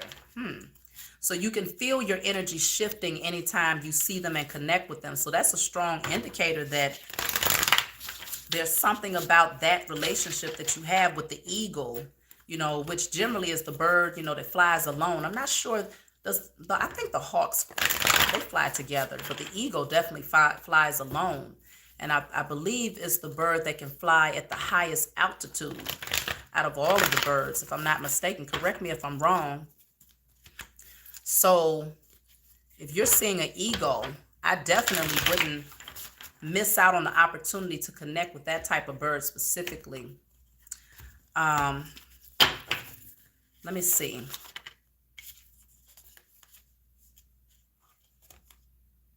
So it could be that when you see them, they're telling you that there's opportunities that are presenting themselves and you want to work through your fears here.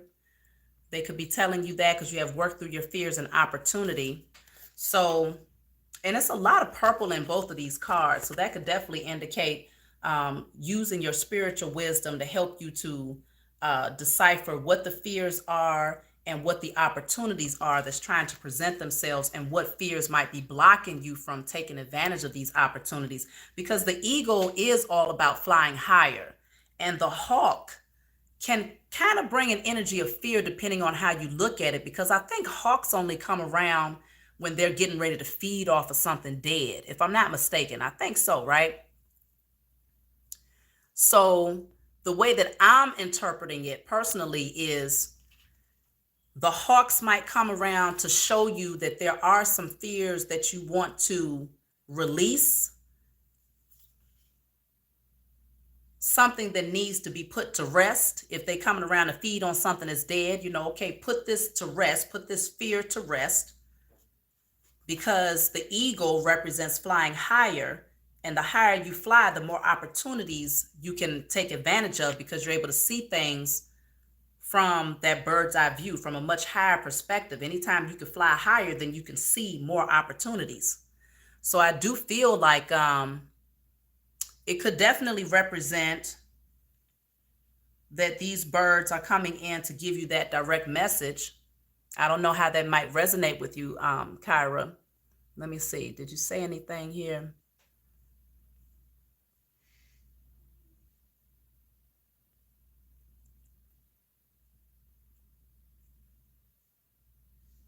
Okay. Let me know how that resonates with you. And of course, y'all, if y'all have any other input on that as far as her connection, or if you find yourself having your own connection with the eagles. I see Goddess Gangster says she has a connection with the eagles. That's how I read cards. When someone pops in my head, I pull a card and they will say, wow, how did you know? I tell them spirit sent it. Okay. Many blessings coming, and purple is my favorite color. All right. I come off of the hills in Scotland and found a pristine eagle feather. It was waiting for me. I love when I find feathers, especially of wild birds. You know, at one point, the summer before last, I kept finding blue jay feathers and cardinal feathers. And I would get so excited because I knew that it was a direct message for me. Let me see.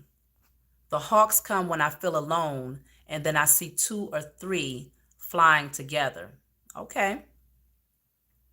Yeah, because sometimes loneliness, it can creep in, and the underlying energy is a fear of not having that support surrounding you. So it could still indicate that there's still like a suppressed fear of feeling like you might not be able to attract your tribe or your divine partner if you're not in union with someone yet. And so I do feel like maybe that's what, work through your fears is. I'm picking up, this is the connection to the hawks. And then again, the eagle would be the connection to new opportunities that can be open to you as long as you clear out the fears. Feathers represent protection. Yes. I found that when I started finding the blue jay feathers, y'all, I do the weirdest things, but I'm telling you, I just know that my ancestors worked directly with me to show me the traditions that we had without me even knowing that this was, because when I started finding my blue jay feathers, I would take my feathers and I would rub it up against my throat chakra. And I would feel this tingling sensation. Some of y'all is probably like that was the bird disease or something you was catching. No, I would feel a tingling sensation whenever I would rub the feathers up against my throat chakra, but I was doing it with the intentions that I received the wisdom of that bird, whatever message they wanted me to have, and that I would be able to speak and project it through my voice. And I found that after doing those, some of the messages, like that message about Deuteronomy, that came after finding blue jay feathers and doing that. It was a few messages that came through where I was like, dang, I wasn't even anticipating that type of wisdom to come through. So I just do random things, and I feel like that's how you really connect spiritually, is by just going with whatever your intuition tells you. It's not about someone else holding your hand and telling you, well, this is technically how you do this when it's spiritual. No, you just do whatever you feel guided to do. And you're going to find that that's exactly what you were supposed to do. So try that out one day if you ever find a blue jay feather, y'all. Time to set a time and a place in your home. Find scriptures that pertains to the issues and believe God is at his word until the burdens, problems is lifted. Be committed, stand strong. Okay. I find feathers as well. Growing up, I grew up by the Patapsco River. Okay. And it will find all sorts of feathers in the ground and will keep one in her Bible. Okay. Yeah, I definitely don't get rid of my feathers because I put them on my altar. It represents the wind for me, so I keep my feathers. So let me see. Let me move on to the next question, y'all. So that was Kyra. So now I'm looking at tomorrow. Tomorrow, that's the name that was for the Cash App, tomorrow.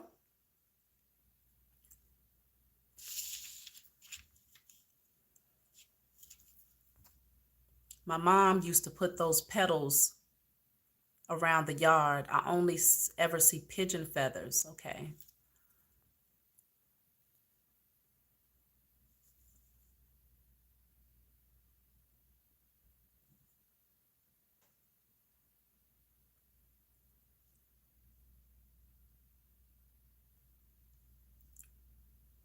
No, I haven't done a reading on Migos rapper Takeoff. I haven't. I've had a couple of people ask me about that, but I have not. So can you wave at me tomorrow if you're still in here?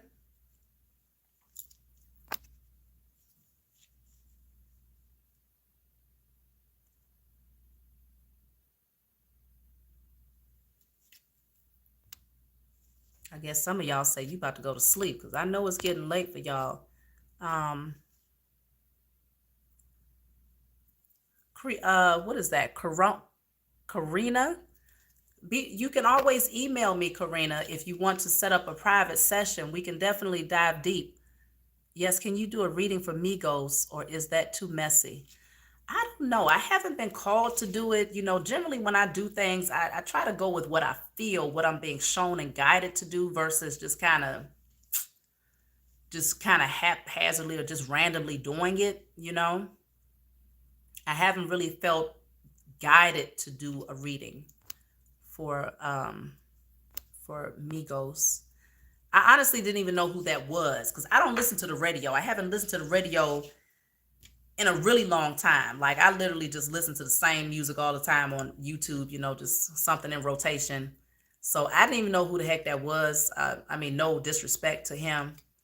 Until I started seeing things on my YouTube feed and people were sending me emails about doing a reading for that specific rapper. So yeah, I don't feel guided to do one. So tomorrow is not here. Ugh, okay. I'm going to move on to So-So. Is So-So here? Oh, there's So-So. Um, So-So, can you send me your question?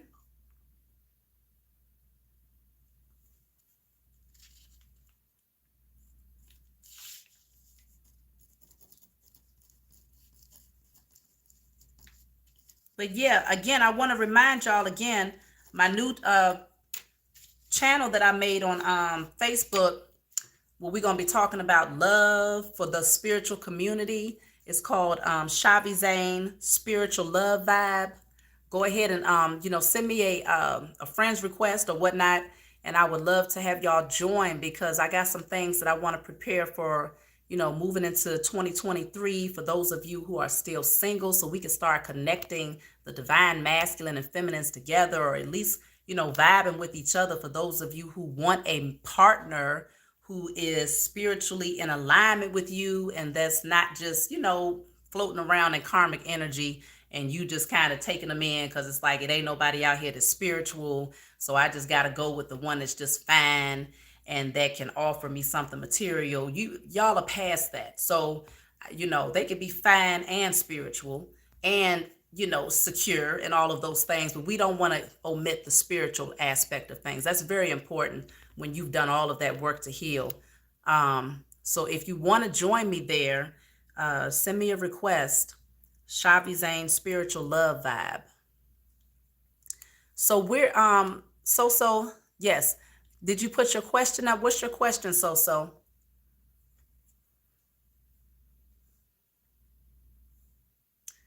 Let me see. How do you break the curses of baldness in Isaiah? Well, that's definitely a curse. That's spell work done by the enemy because the enemy wanted, especially the melanated community, to believe that we can't grow our hair. We don't have beautiful hair. And so anything to go against our beauty and to make us feel inferior, they've been behind the scenes working up brew and magic in order to make that happen. And so, you know, um, you can do a writing, burning, and releasing to destroy all beauty spells and spell work done to keep you from being in your organic state, put that on paper. I destroy and I release all beauty spells and all spell work done against myself and my ancestors to prevent us from being in our organic state, in spirit and in flesh. That's just what I can think of off the top of my head to write it, but you might add something else to it. Happy birthday, Corina. Happy birthday. You might add something else to it, and definitely natural remedies is really good. I personally make all natural hair oils, herb infused hair oils, where I was very intentional about putting together herbs that were anti-inflammatory, because a lot of times it's inflammation in the scalp that causes the baldness or whatnot. So if it's not something that's happening because of medications that you might be on, then maybe you might want to try out my herbal my herbal oils. If not, then you might want to make your own oils. But yeah.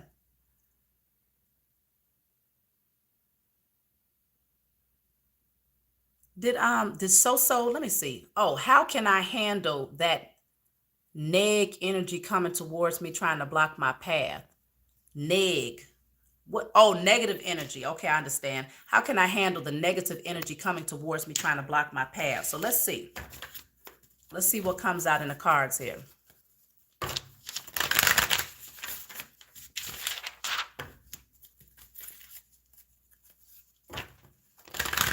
And of course, any questions that people ask, if you haven't personally submitted, 1111 in order to have a question answered, you can always set your intentions that, okay, the next person that asks a question is going to be in alignment with the answer that I need. You can do stuff like that, okay? We're all connected.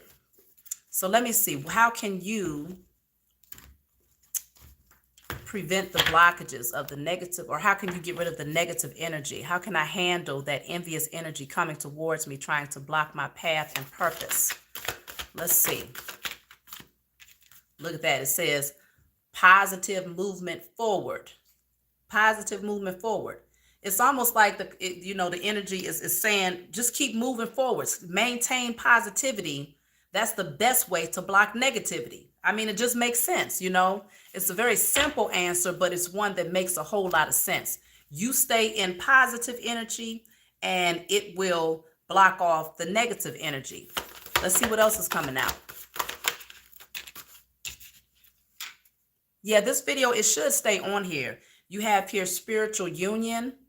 So if you're not in an actual spiritual union with someone, like, let's just say I don't know if you've met your divine partner yet, because it could be that just kind of focusing in on that energy and just, being in that energy of love, keeping that heart chakra in alignment is actually going to help to keep you in a positive vibration. But if you haven't come into union with your person yet, then it could be saying just maintaining that union with yourself, balancing out your own masculine and feminine energy is the best way to deal with negative jealous spirits. Okay. Not yet. I'm being patient for a divine union. Okay. So meantime, in between time, this could be you coming into union with yourself, balancing out your own masculine and feminine energy. It's a lot of green here though. So for me, it's just showing me heart chakra energy. So just continuing to project the energy of love will reject the energy of hate. Projecting the energy of positivity will balance out the energy of negativity. So it's just like, in spite of what they're doing, you always win, because you ain't got to think about them while you're doing this. You focused on self.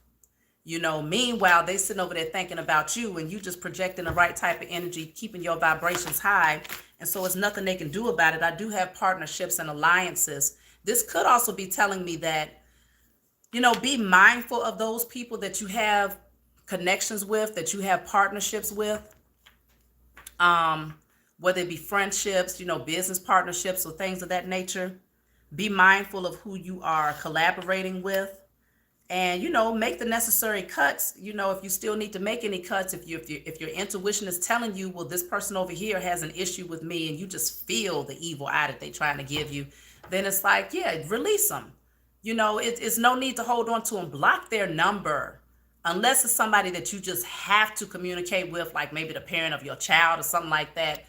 If it's just if it's somebody that you don't have to deal with, get them out of your energy as much as possible, you know. um Let me see. I'm trying to see where you're at here. Okay. How can I handle that envious? Okay, that was your okay, yes. So my only sibling has been giving evil eye. So that's the thing, you know, blood does not mean that's your family. You know, they can very much be a karmic soulmate that came back in this lifetime as your sibling, but they might still have some gripes with you about something that happened in a past life, and they trying to project that energy off onto you, and they came in to be the stumbling block in your life. Because most of the time the hardest people to give up are those that you grew up with, you know. And so a lot of times it's a test, you know. Are you committed to the process of your growth to the point where you're willing to sacrifice releasing even those relationships that it's like I never saw it coming. I never saw myself releasing somebody such as a parent. You might have to release parents. You might have to get rid of your grandma. Okay, it doesn't matter who it is. If they're coming into your life and they're purposely, intentionally sending you negative energy, no matter how hard you've tried to get them to see that you're only offering love, then at some point you have to cut the cord, and you can no longer allow them to feed off of that beautiful energy that you're projecting. Only bring those people around that's actually going to bring that reciprocity, and it's going to fill your cup back up, you know. So it just sounds to me like, let me see, what should you do about your sister? Let's see what comes out. What should you do about the sibling that you know is giving you the evil eye? Let me see. So I have here attuned to the divine. It just feels like you want to take your focus off of this person. Attuned to the divine, and at the bottom of the deck it says emotional withdrawal. So both of these cards is like you're attuning to the divine. The only way you can have that divine connection is when you are balanced from within and you're in alignment to have that connection to the divine. Then you have emotional withdrawal. This is you still doing that work to go within, finding that peace from within. So much so that it's like, I'm not too concerned about making connections with people outside of myself, because the one that I have within myself, that union that I have formed within myself with my own masculine and feminine, is fulfilling enough. So then you don't go searching to see, you know, to receive that love from others that you know is not capable of giving it, or that refuse to give it. Then it's like you're okay with cutting them off because you're at peace. So you have that connection to the Most High, you got that connection from within, and that becomes more than good enough when it's really balanced, you know. Let me see. So I hope that that answered your question. Facts is showing more and more as I approach my path to become a therapist. Okay, so you have spiritual work as well. Yep, Queen B said I had to release my whole family. You're not alone. Bobby Hemmett used to say that they could have followed you here. Yeah, for sure. They do follow you here. They keep you on that karmic cycle, on that spinning wheel, staying stuck in your south node every lifetime you come here. And the whole goal is to rise to your north, to become the highest version of yourself, to step into your divinity. And the only way you can do that is to jump off the hamster wheel of karmic energy, that negative karmic energy with them. And that's a lot of times that's the hardest thing to do, because they'll come in and they'll, you know, trauma bond you, or they'll have you feeling like you're in lack, or you might become codependent, you know, on their energy. It's so many different ways that these karmics come in to keep you stuck, because they recognize that the moment you jump off of that karmic cycle, that was the main energy that they needed in order to, that's really the only thing they could feed on, you know, because otherwise the only thing that they have left surrounding them is other karmics. And of course, that's no fun, you know.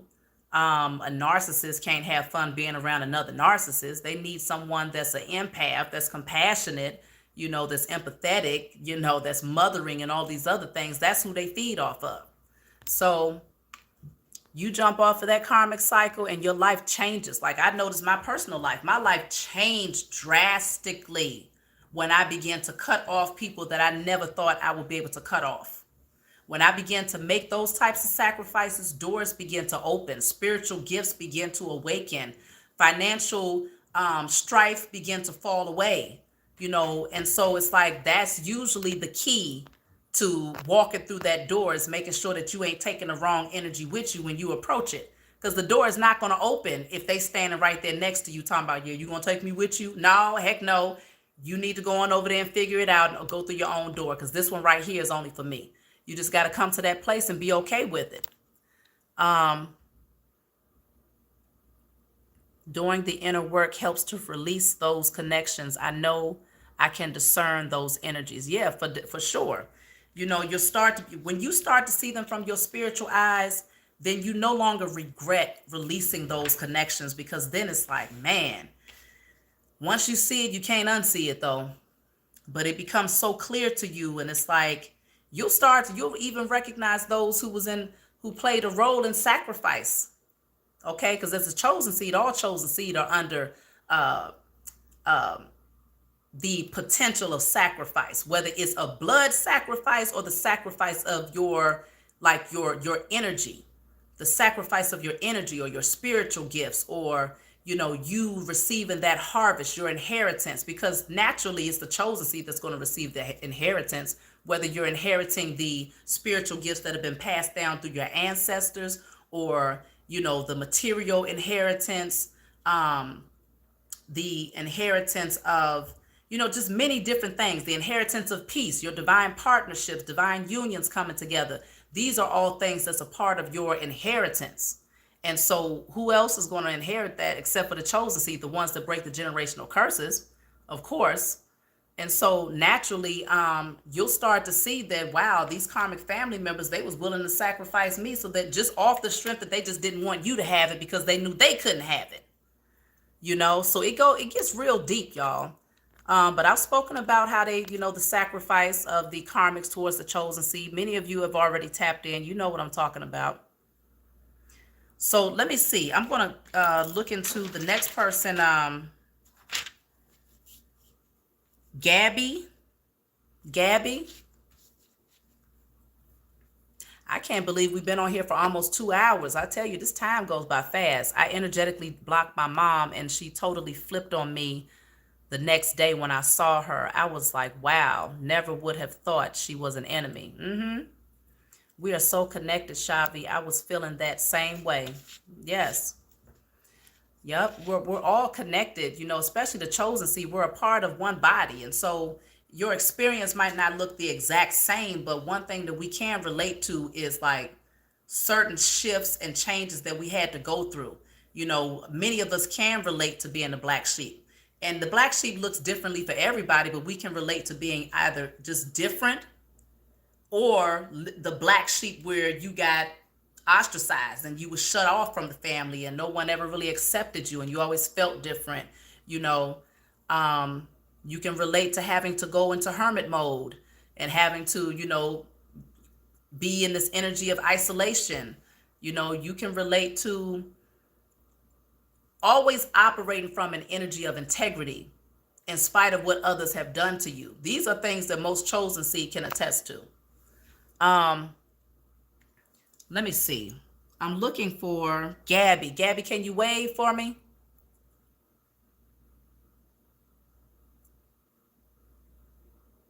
Oh, tomorrow. Where's tomorrow? Did tomorrow even check in? I did tomorrow check in? Is that you that just said that? Where's tomorrow at? Who just said that? Because I didn't forget tomorrow. I just, is that divine feminine? Are you tomorrow? Oh, she's trying to get my attention. Okay, wave at me, please, tomorrow. I'm sorry, Gabby. I'm going to check in with you next because I called out tomorrow. Where are you at tomorrow?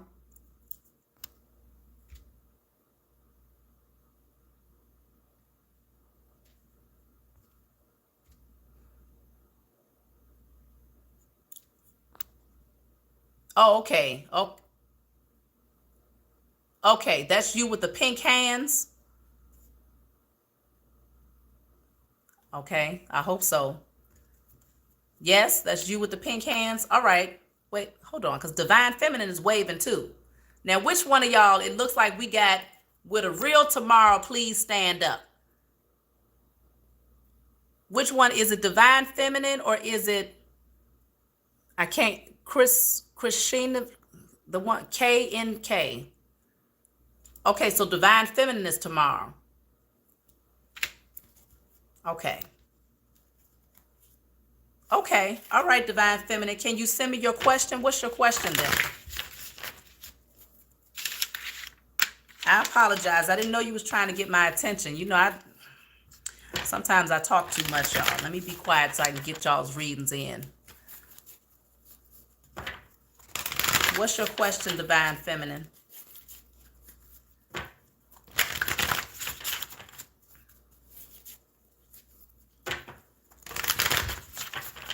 What'd you say, Michael? What the hell?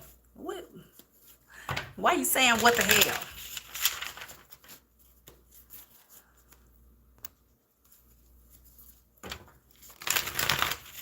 I'm surprised y'all still up this time of morning. What time is it? Oh my gosh, it's 3:30 in the morning where I'm at. Almost 3:30. All right, I'm shuffling for you, Divine Feminine. Let me know what your question is. And after Divine Feminine, I'm going to move on to, I think this says Daryl. Daryl, I hope y'all still in the building. I'm going to be more organized the next time I do this, y'all. I promise, because I recognize I've been talking a lot. Y'all vibing with me? Okay, I appreciate that. So 55 has been killing me. I'm going through something and don't know what a spiritual team is for guidance. Okay. So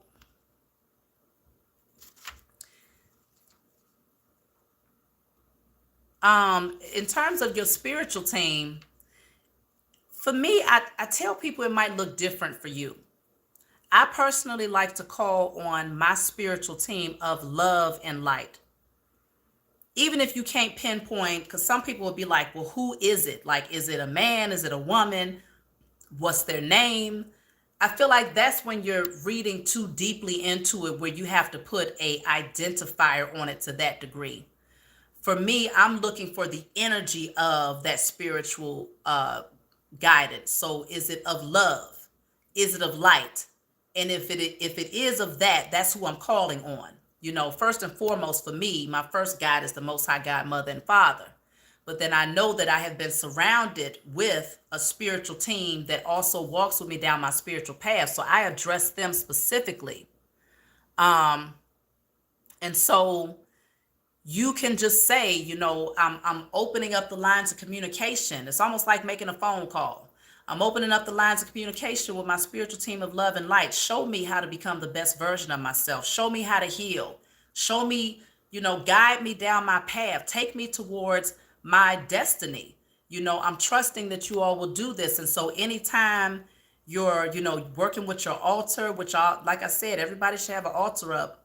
By the time 2023 gets here, you definitely want to have an altar in your home. And it's really not, it doesn't have to be extravagant, but it allows you to create that open, clear communication between yourself and your spiritual team. So it's lifting up that barrier between the spiritual realm and the physical, allowing you to more closely connect. So I work with the 4 elements: earth, wind, water, and fire. So you might get you a glass of water for your water. Your earth can be anything: a plant, pine cone, rocks, crystals, anything from the earth. Wind could be feathers, you know, or incense, anything that represents the wind. And then your fire would be a candle. And so you call on your spiritual team and you just pretty much, you just start having communication with them, because they're communicating with you right now, I'm sure. I'm sure that you've been seeing the numbers. You've probably been seeing certain types of, you know, insects or bugs or different color combinations or different things that might come up in songs or certain TV shows that you watch. You might have been seeing certain patterns and synchronicities where they're letting you know that they are here and they're guiding you. And it's just a matter of you acknowledging their presence, and whatever it is you need, you let them know, because they're not going to impede on your free will. They're waiting on you to let them know, or to, ask them for assistance in whatever area you need assistance in. Let me see. So tap in and something will come forth. Yes, tap in. Definitely tap in. It's just a matter of, it's just like you have a spirit, you might have a support team in the physical realm. Let's just say you have some good friends that you could really call on, that you could really rely on, and you're going through some things, but you never pick up the phone and call them and tell them that anything is going on. Then it's like you could have the support, but you're not speaking up. So I feel like random things, okay? If my children is having a temper tantrum and, they mad because they can't find a doll baby, and I mean, the energy is heightened, I'll be like, look, I need y'all to help me find this doll. Check in. Or if they can't find the doll, if they can't show me how to find the doll, then I'll just ask them to show me how to shift and alchemize the energy, calm the child, calm my child down in that moment. So your spiritual team is always ready to help. They always ready to be on board, because the main thing that they want is for you to stay light and balanced in your energy, because that's what's going to allow you to rise higher into your divinity. And so they on the same team. They playing on the same team. The goal is the same. For those in the spiritual realm that's working with you, they know that the higher you rise in your frequency, the quicker we get to shifting the energy and getting rid of the powers that were, so that we can lay a real foundation here, so we can establish a new kingdom. And so they're going to do whatever it takes to keep you balanced. All you got to do is just call on them. So whether you feel like it's big or small, just open up the lines of communication. How do you tap in? Just talk to them. It's just that simple. You don't have to say it out loud. Telepathically, they can hear everything that you're saying, because you yourself are a spirit having a human experience. And so just open up the lines of communication. I'm calling on my spiritual team of love and light. I thank you all for showing me how to step into my divinity. I thank you all for showing me how to heal. Thank you for showing me where my blockages are at. I don't ask, I just give thanks in advance. That's how I operate in all levels, even when it comes to the way that I pray to the Most High, to Mother and Father. I just give thanks in advance. Thank you for healing me. Thank you for showing me the way. Thank you for guiding me. Thank you for awakening my gifts. I just say it in advance, because I know that as long as it's coming from a space of integrity, and I know that the ultimate outcome looks like love, it looks like something that, honor, and these types of things, I know it's going to be granted to me. I know that. You see what I'm saying? And so it's just that simple. I think sometimes we tend to make things a little bit more technical when it really is simple. Let me see, where is she at? Divine Feminine.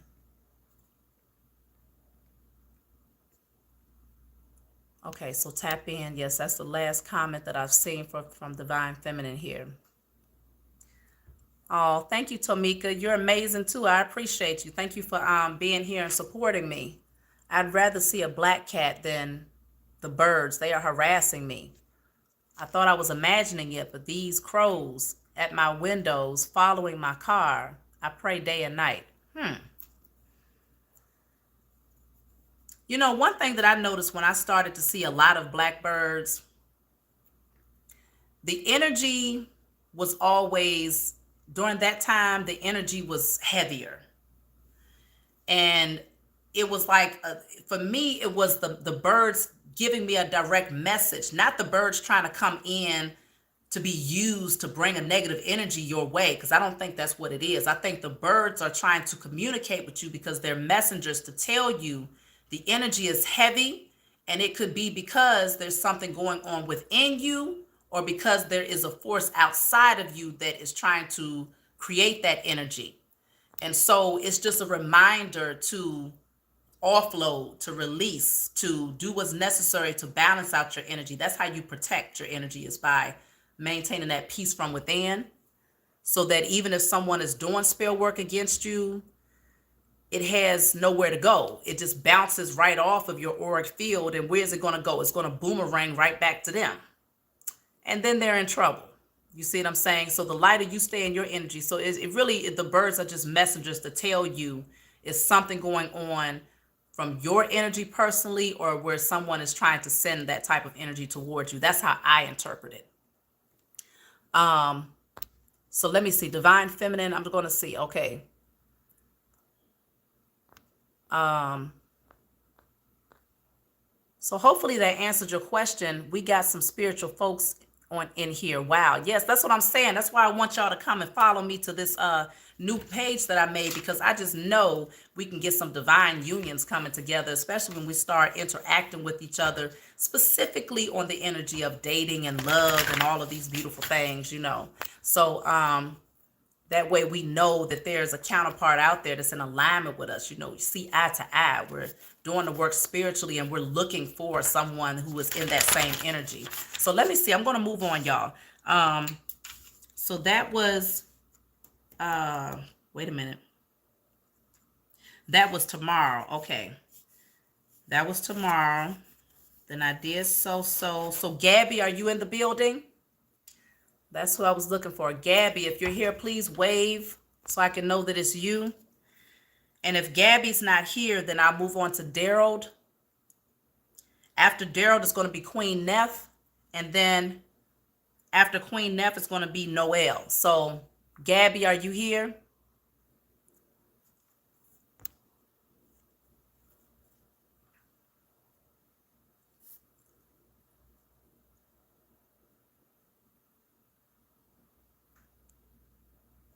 Oh, thank you. Thank you, Star Kelly. I appreciate you coming. I appreciate you coming. Go ahead and get your rest, because I know most people, you know, if you ain't waking up at this hour, you're probably ready to go to sleep at this point. Yes, I'm finished with Divine Feminine.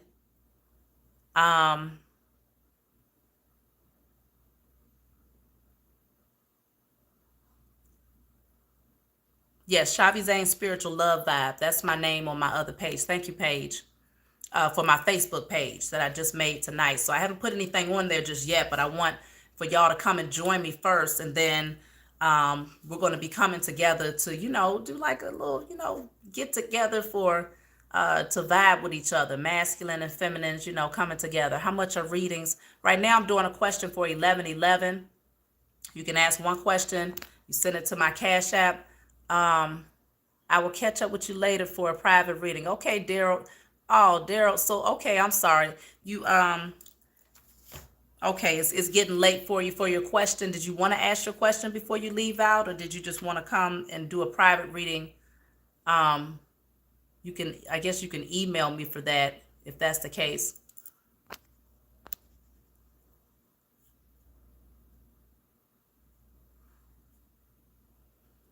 So Gabby never showed up. Okay, Gabby did not show up. So I'm sorry, Gabby, if you come and watch this live later, you know, maybe you'll check in for a personal reading. So I guess, Daryl, I don't know if you're checking out, but if you are, if you have your question, I'll be happy to answer it for you before you go to bed. And then Queen Neff, you'll be next if you're still here. Okay, Grand Rising to you, Gigi Perry.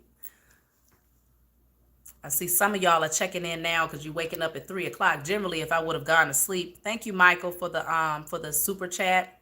I guess that's what you call it. But thank you for the donation. I appreciate you, Michael. Okay, Daryl, I'll talk to you soon then. I apologize for the long wait. You know, we'll just skim off the 1111 off of the actual fee of the private reading then. So I'll just keep in mind. Don't forget to email me and let me know, you know, if you have a different name on your email that you're Daryl from the live reading. Queen Neff here. Okay, Queen Neff, let's go ahead and move forward with your question. What question do you have at this point?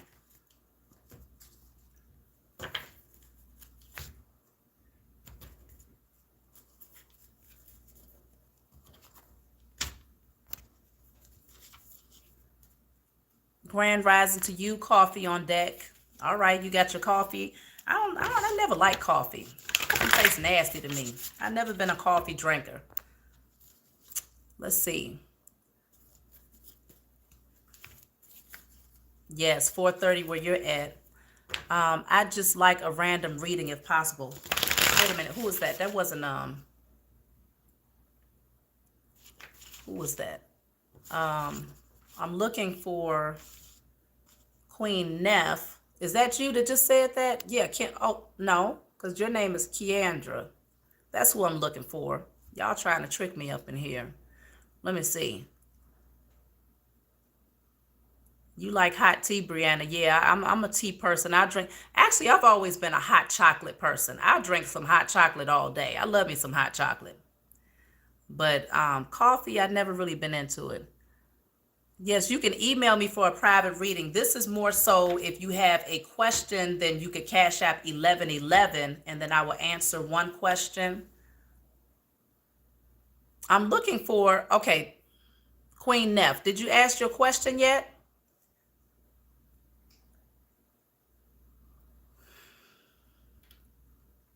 Yeah, I used to get the heart palpitations too from drinking coffee. So that's why I tried it, especially when I was working the night shift. Oh my goodness. Sometimes it was just hard to stay up. So I would just drink it just because I thought it would give me that boost of energy. But for some reason, I still was like, I would have that heart palpitation.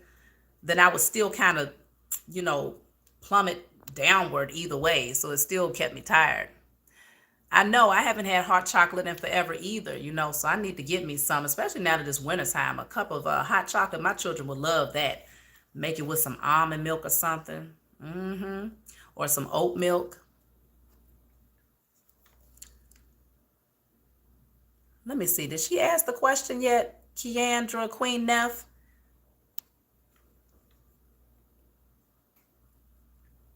I appreciate those of you who gave me a thumbs up. I got 203 thumbs up, so I appreciate y'all. Y'all definitely be supporting me, you know, to help get the channel out there, to get more people to join in. We need a lot. We need as many people as possible to join in on the spiritual journey and to do their work to awaken. So that's why I always say, you know, if you share, you like, you subscribe, it just gives me the opportunity to reach more people. Um, techniques. Okay, I like that. Yeah, this is my second time doing a live. It's not something that I've really done in the past, but I will be doing it more often. Um, did you ask the question, Queen Neff? I'm still waiting on you. Oh, I love y'all too, Netta. I appreciate that.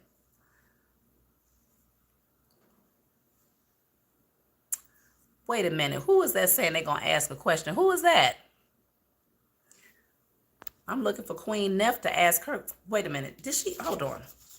I think you said you wanted a general reading. Didn't you say that? No, that was somebody else that said that. Y'all trying to confuse me in here. There's Brad. How you doing, Brad?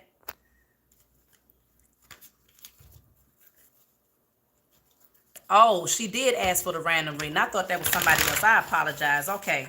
Let me stop looking at the comments, y'all, because y'all are distracting. Let me see. What's the message for Queen Neff? Look at that. So your first card coming out says patience. There's a seed that you have planted here, and I feel like it's a seed that you planted in the spiritual realm first that's now manifesting into the physical, and you're needing to be patient with the growth of this seed. So it's showing me that you're wanting to nurture this seed. There are some changes that needs to happen with the number 5 coming out here, 14 breaking down to a 5. There's some changes that are currently happening. You're needing to be patient while whatever it is that you have planted a seed towards grows. So you might be in this energy of maybe wanting to push things forward or to expedite the process of something, and you're being called to be patient. Yeah, Brad, this is my second live, so everybody is saying the same thing, but I'll be doing it again. This says hope. So this is, I believe this is the star card here. Looks like you are getting some things that you have been hoping for. Wish fulfillment here, okay? So you're just needing to be patient while these things are manifesting in the spiritual realm and coming, you know, manifesting and unfolding in the physical. It's just a matter of timing, divine timing right now. So let me see.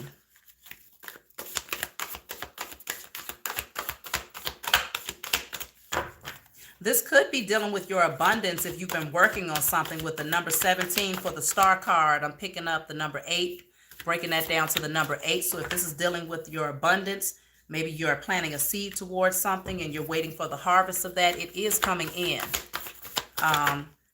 So then you have here,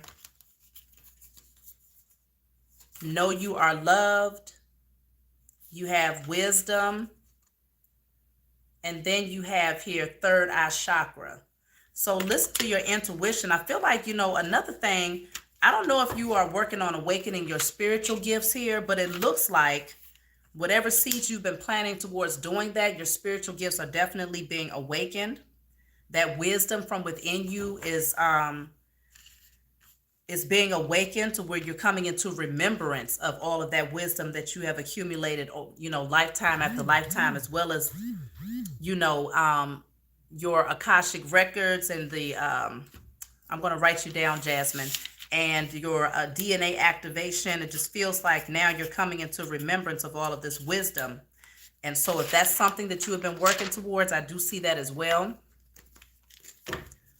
Let me see, where is she?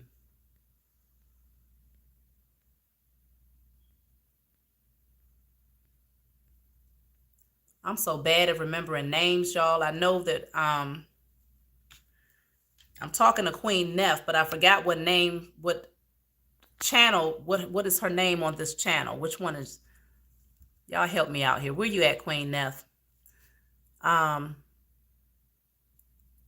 Thank you so much. I've been putting in a lot of spiritual work, but my life has not been falling in place like it needs to. I definitely need to work on patience. Okay, that's you right there, Keandra. Okay.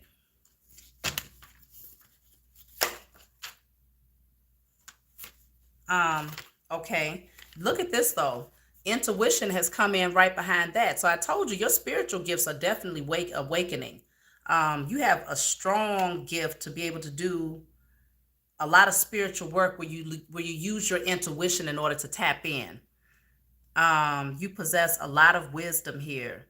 I wonder, what's your life path number? Are you a master number or a number? It just feels like whatever your number is, I feel like you might be a master number. You got double digits in your birthday or something. We can get distracted, Queen. All is one. You can get distracted, Queen. All is one. I appreciate that. Just patiently taking it in.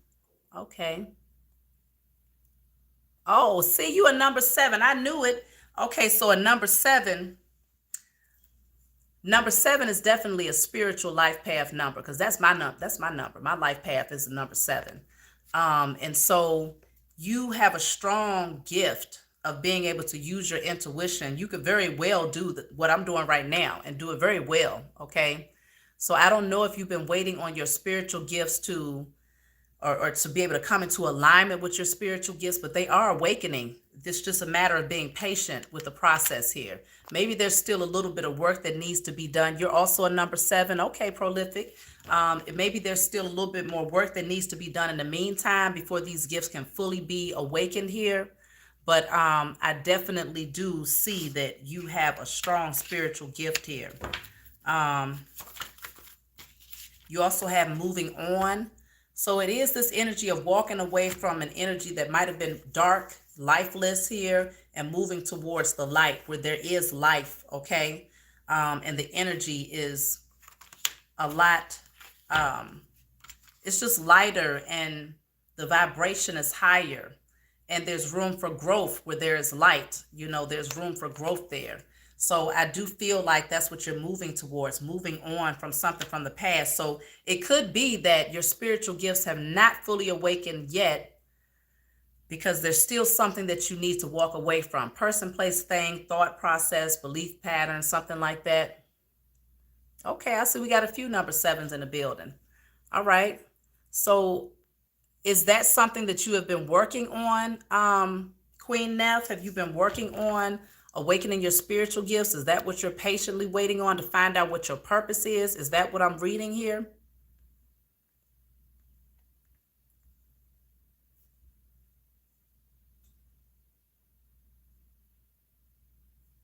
Yeah, I'm writing them down, coffee on deck. I got it here.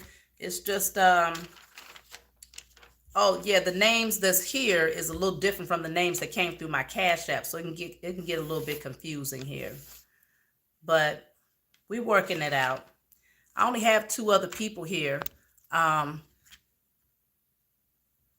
So Michael, you're asking, how can you get a reading? So right now I'm doing questions, 1 question for 1111 at my Cash App, $green 82212. But if you want a private session where it's an hour, then you can email me, and we can you can book a session through the email snita52415 @gmail. And I usually, it's in the description box on my channel. You can find it there. Yes, Queen B, thank you.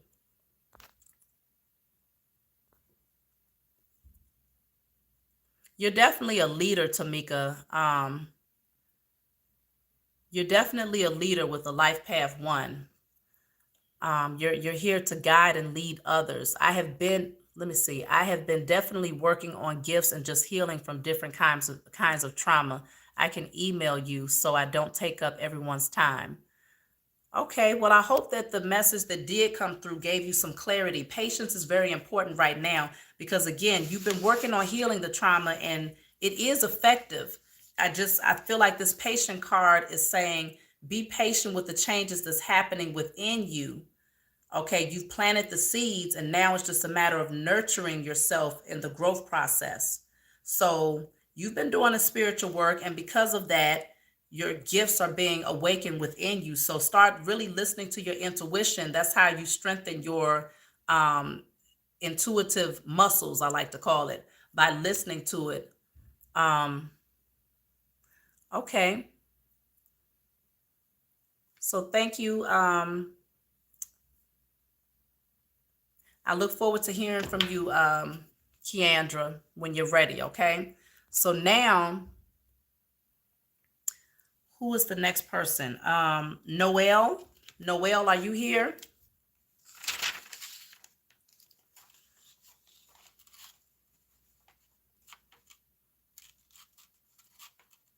Oh, thank you so much, Gigi. I appreciate that.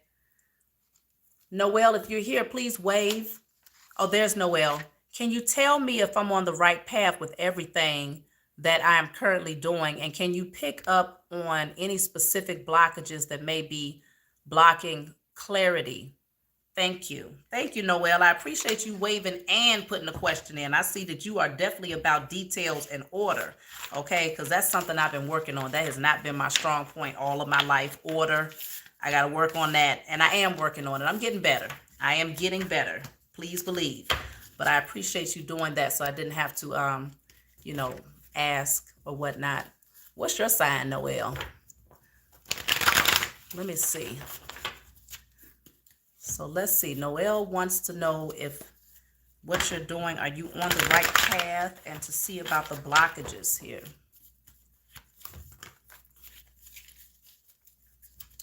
So let's see. I did just see the card of your commitment. Oh, Capricorn. Okay. Your commitment is being tested here. So let me see.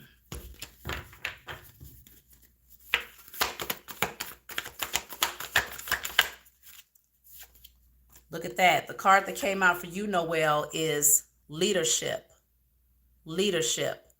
So this is definitely showing me that you are a natural leader, and that if you feel like your path is guiding you towards doing something that deals with leadership, or you're taking the initiative to maybe start something, then you are definitely on the right path. Let's see. You have here spiritual union. So this could be you coming into union with yourself, balancing out your own masculine and feminine energies, because generally you won't come into this union unless you have. So you may be taking the initiative to do that, or this is you actually taking the initiative to move towards a spiritual connection. So it can work both ways here. Look at this. I think this is, let me see. Oh, look at this, harmony. So it's definitely something is going on with you in regards to love. Are you in partnership with someone and being guided to take the leadership role in terms of balancing something out here, bringing harmony into a situation?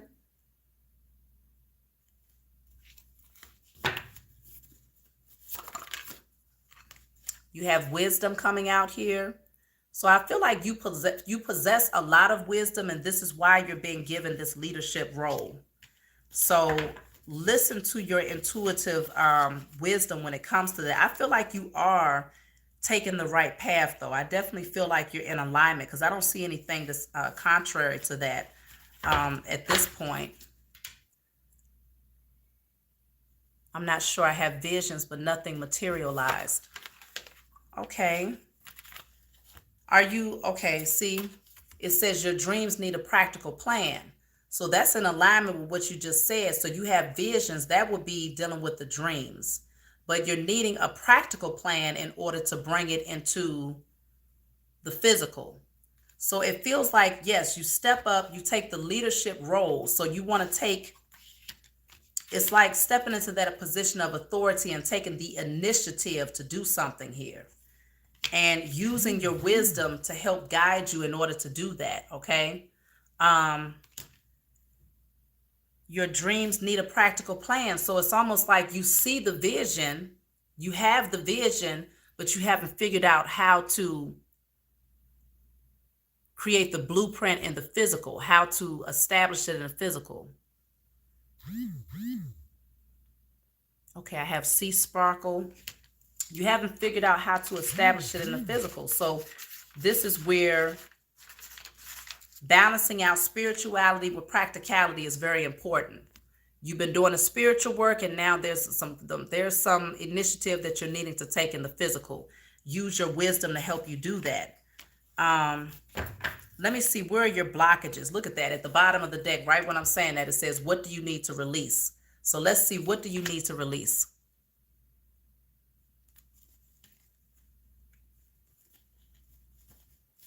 What do you need to release?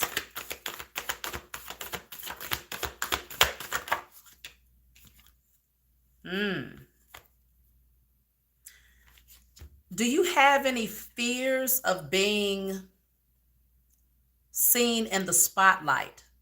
Because generally the one that's the leader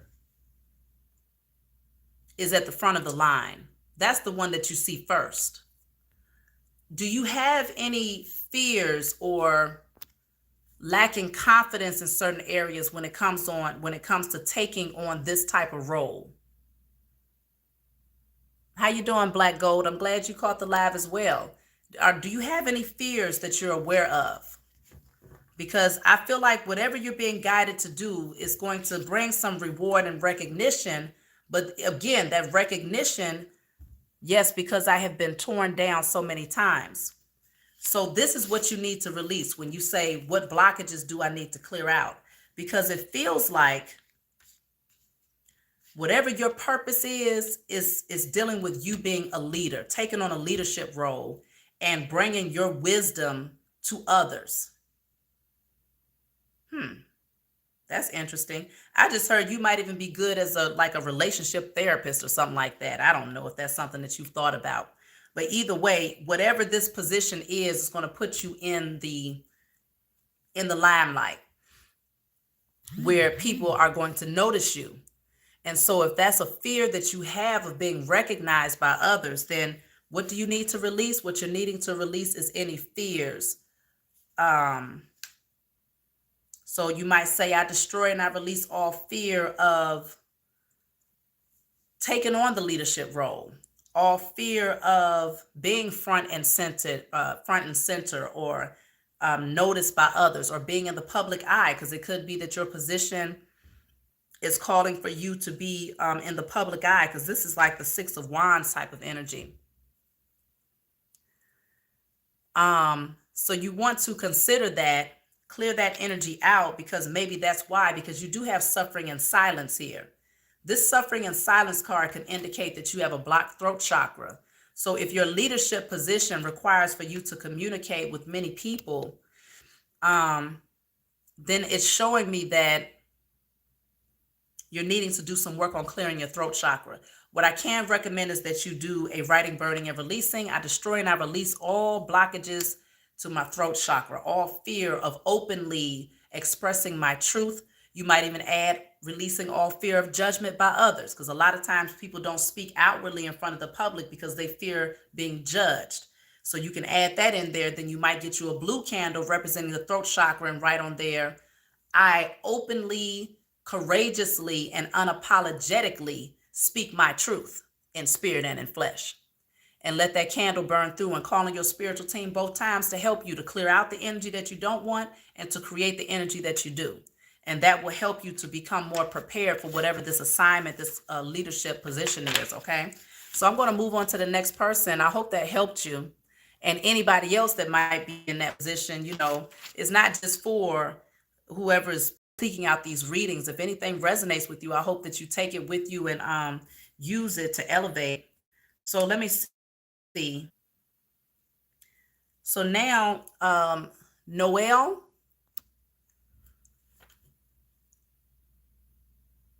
All right, Netta girl, I'm glad you loving the live. Thank you so much. Okay, I look forward to doing a private reading with you.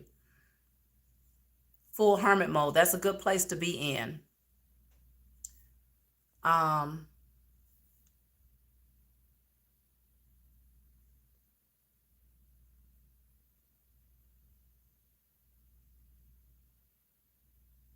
Life path 3, you're very creative. You should be great in your creative energy, and you might be very nurturing, you know, the type of person that could be a healer. You could be a healer to others. Because for me, I associate the number 3 with the Empress, the mother. So you might be good at healing others, you know, or just very creative. So you're multifaceted when it comes to your gifts and talents. Oh, there's Noelle. Okay, so that is lipped and loaded. Okay, I know that's right. Lipped and loaded. So can you tell me your question then? And then after Noelle, I'll be calling on Jasmine and then C Sparkle. So lipped and loaded. Oh, wait, who? Oh, you just went. Oh, I'm sorry. Yeah, I'm tripping. Okay, so that was Noelle then. That was Noelle. Yes. Yes, let me cross you out. Okay, so now Jasmine. I told y'all I'm working on my organization skills, okay? Jasmine, where you at then?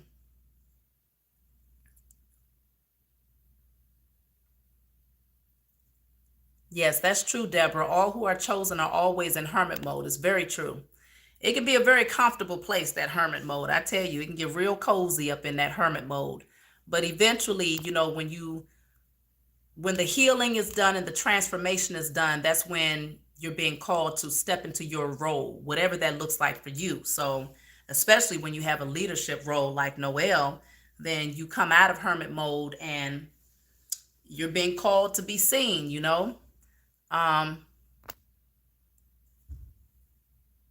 So let me see. Jasmine, can you wave for me?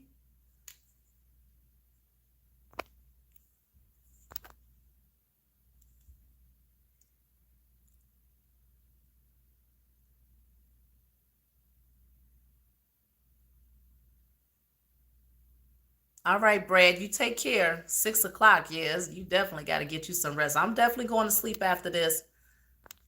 Please believe it.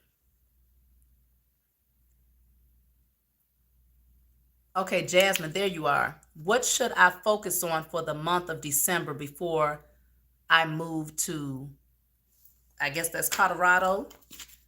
Okay, well, let's see. What should you focus on in the month of December?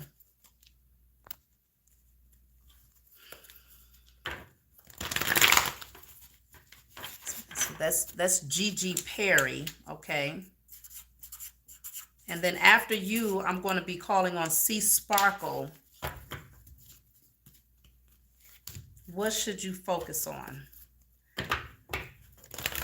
I'm cutting the deck at moving on.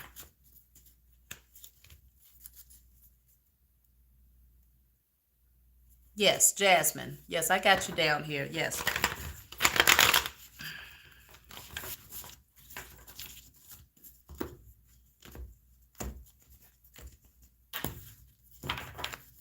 All right, so let's see.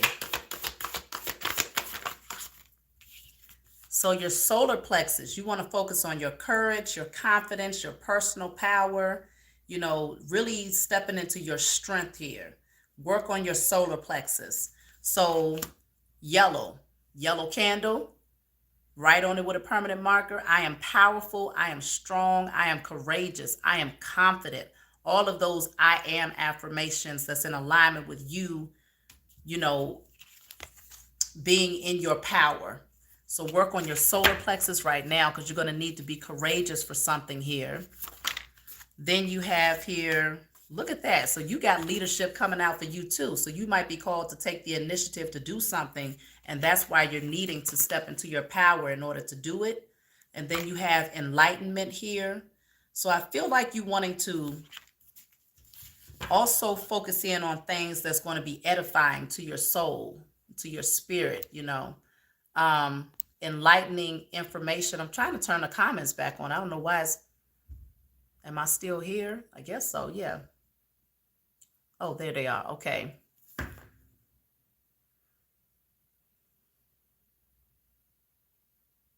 Okay. So let me see what else is coming out. I just saw the devil card. So there is a temptation that wants to try to pull you back in here. You have the sun card here. So focus on all of those things to keep you in a light energy. A lot of yellow coming out for you. So definitely working on your solar plexus and your confidence is really important for you in the month of December.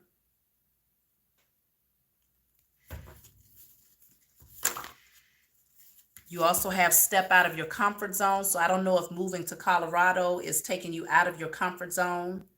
But you definitely want to, that could be why you want to work on your confidence and your courage, because if, I don't know if you have any apprehension or any, you know, fears about doing something or stepping into the unknown, going someplace that's unfamiliar, taking the leadership position or the initiative to do this.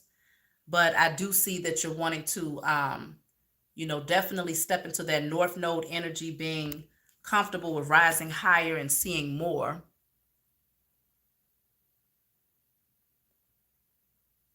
And then you also have here, forgive. Forgive came out behind that. So you would know where that might be coming from. You know, if there's someone that you need to forgive, that's very important because, you know, if it blocks your heart chakra, the heart chakra energy, that's the magnetic frequency. Projecting the energy of love allows you to attract things to you that you desire, people, places, things. So you want to forgive if there's any unforgiveness in your heart. Even if you're unaware of it, like I said earlier, you can write down, I destroy and I release all unforgiveness, known and unknown, in spirit and in flesh, and burn it. And then get you a green candle and light it, saying, you know, just writing on there, I forgive in spirit and in flesh. Completely out of my comfort zone, but so worth it. Yeah, I definitely feel like it will be worth it because this is the sun card here, which is showing me that you will be moving towards your happiness. And so it feels like you just want to stay light in your energy as much as possible. I mean, I saw that temptation card coming out when I was cutting the deck. So it could indicate that maybe there's like some people, some energies that want to kind of pull you back in, or maybe create the energy of fear to keep you stuck or apprehensive about making this move. But I feel like third eye chakra is here for a reason. You know, listen to your intuition in regards to who and what that might be, and do what's necessary to clear it out. You also have here balanced spirituality and practicality. So make sure that whatever you do, you take these spiritual lessons and all of this work and these things that you have been learning and doing. Don't neglect it. just because you're going to a new environment, you always want to take this energy with you and maintain that balance between the two. So that's very important. So that's what I'm seeing here, mainly just taking the initiative, being confident and courageous, working on your solar plexus, stepping outside of your comfort zone, and working on any unforgiveness that you might have here so that you can really continue to rise. So I hope that helped you. Now I have Sea Sparkle. Sea Sparkle. Can you wave at me?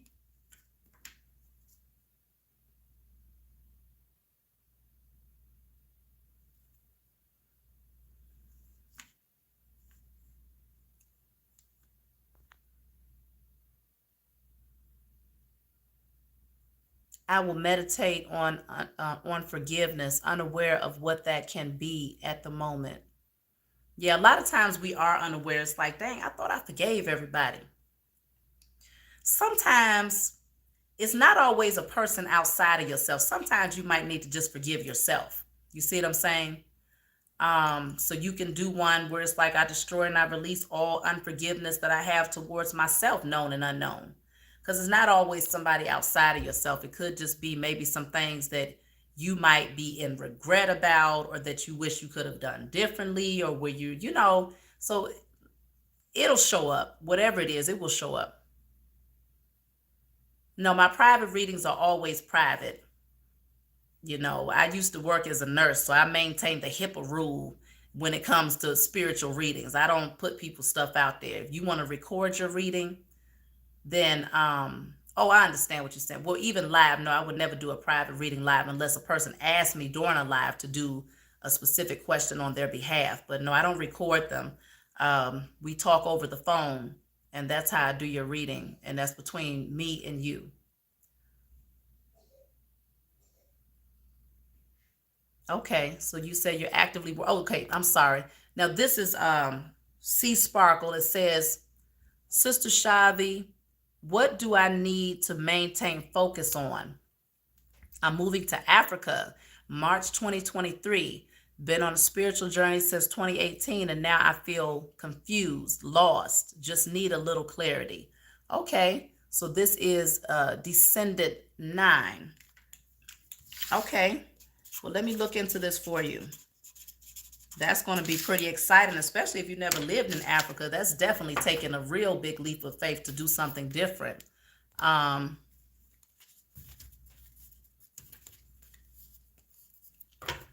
So let's see.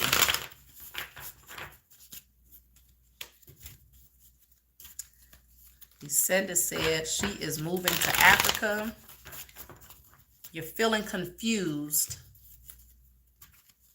and you want to know that you're headed down the right path here.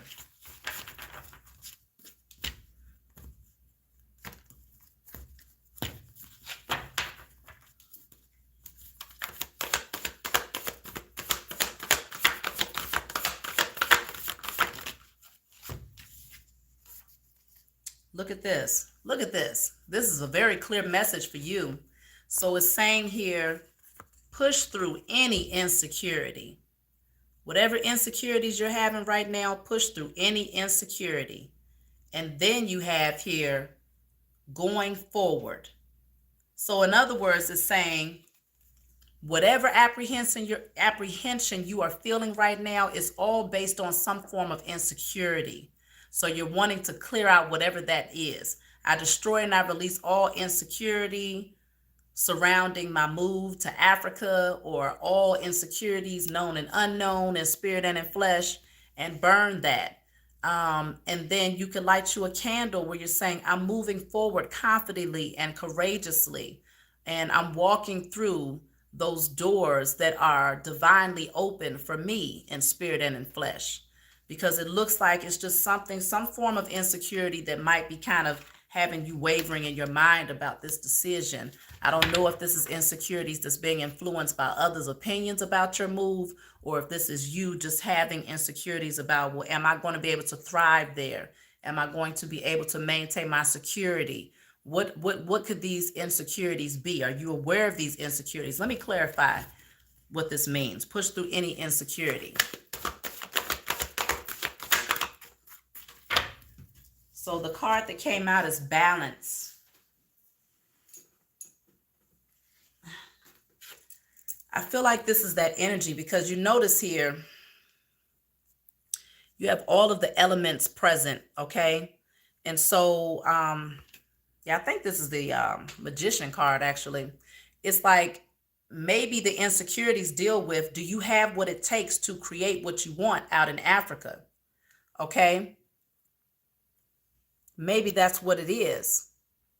Let me see. Where are you at here? Descendant. I'm looking for you. Are you questioning whether or not you have what it takes to make the type of life or to lay out the foundation that you desire in Africa? Are you questioning whether or not you can maintain your security there? Are you feeling insecure about that? Because what I'm seeing here is that you possess all the tools that it takes to alchemize the energy and to create exactly what you want. Okay, I hear. Okay. So let me see.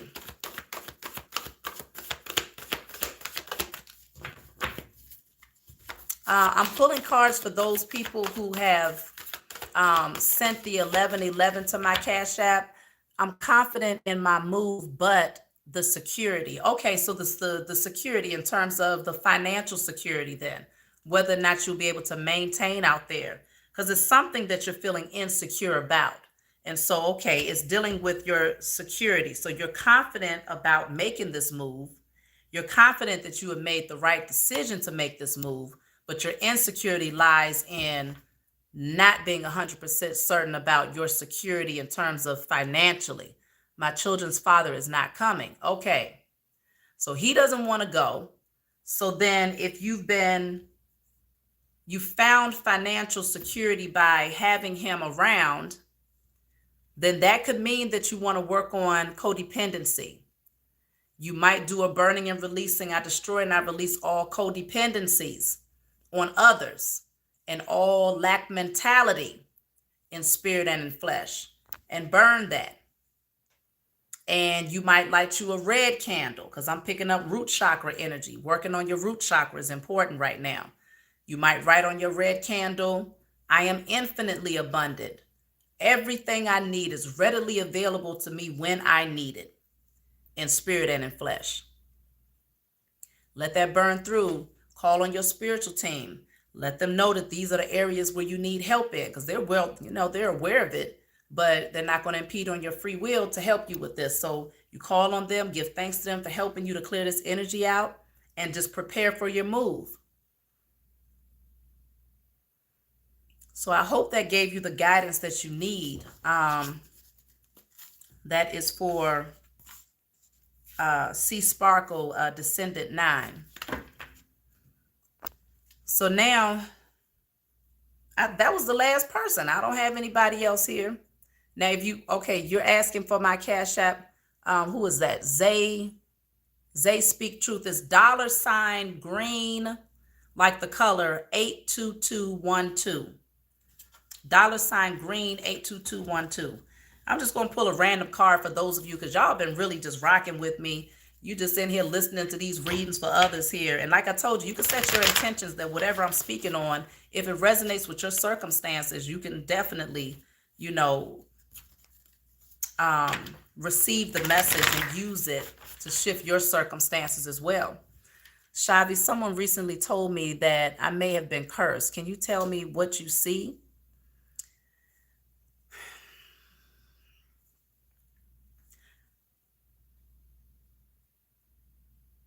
I thought I heard my baby wake up. I will tell you that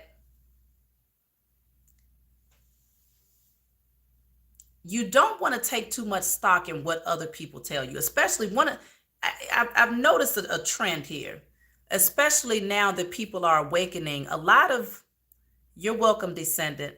Much love to you as well. A lot of false spiritual teachers and empaths have been approaching people, especially like on Facebook, these platforms or whatnot, and telling them, I see a dark energy hovering around you. And there's someone that has put the evil eye on you. And if you need some help, I can help you. Just send me $5 million and I will take that up off of you by tomorrow. And people are falling for it. That seems to be the hook line. They might not say 5,000 or 5 million, but they might just tell you 600 or something like that. Don't fall for it, because see, you create in your own mind your reality. You are the co-creator of your life. And so if someone tells you something like that, and I see you, Z. Okay.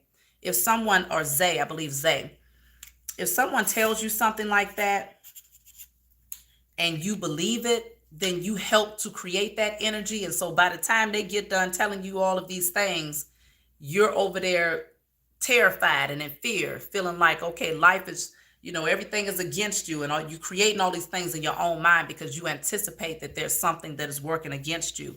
And then a lot of people end up saying, okay, well, I must need this woman. She must have been right, or he must have been right, because I'm really going through things now. But it's only because you internalize what they said, you accepted it as being your truth, and now you have become a part of creating that energy that they pretty much cursed you with through their words. These people are crazy out here, so be careful. I'm not sure who told you that, but I just, want to put that disclaimer out there. I haven't tried any mushroom tea. Maybe I did see something about that recently, but it didn't really stick in my mind for me to think maybe I should try that. But now that you mention it, maybe I'll look into it. I don't know. So now, Zay, can you wave at me, please, and tell me what your question is?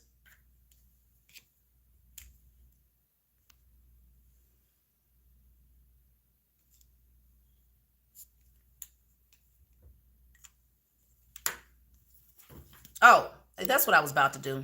While she's coming up with the question, or he or she, I'm just going to pull a card for all of you that's here right now.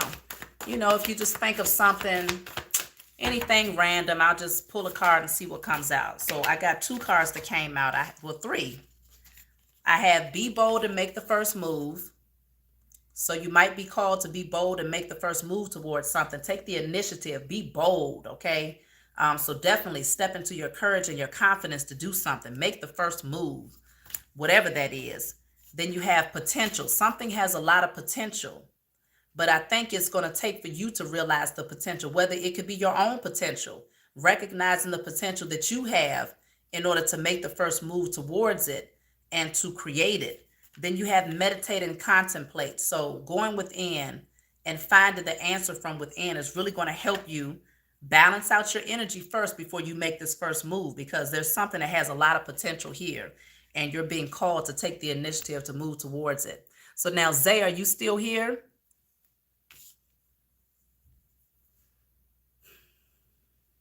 Let me see if I missed it.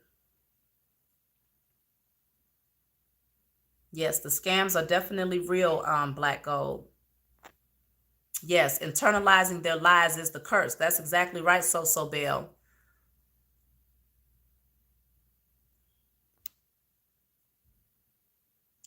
Might all the love, infinite spiritual entities cover you and your children on your new adventure, Descendant 9. Oh, thank you. Oh, wait a minute. You talking to Descendant 9. Well, thank you anyways. I still accept it and receive it. He did tell me to seek the Most High about it. Okay. So is Zay still here?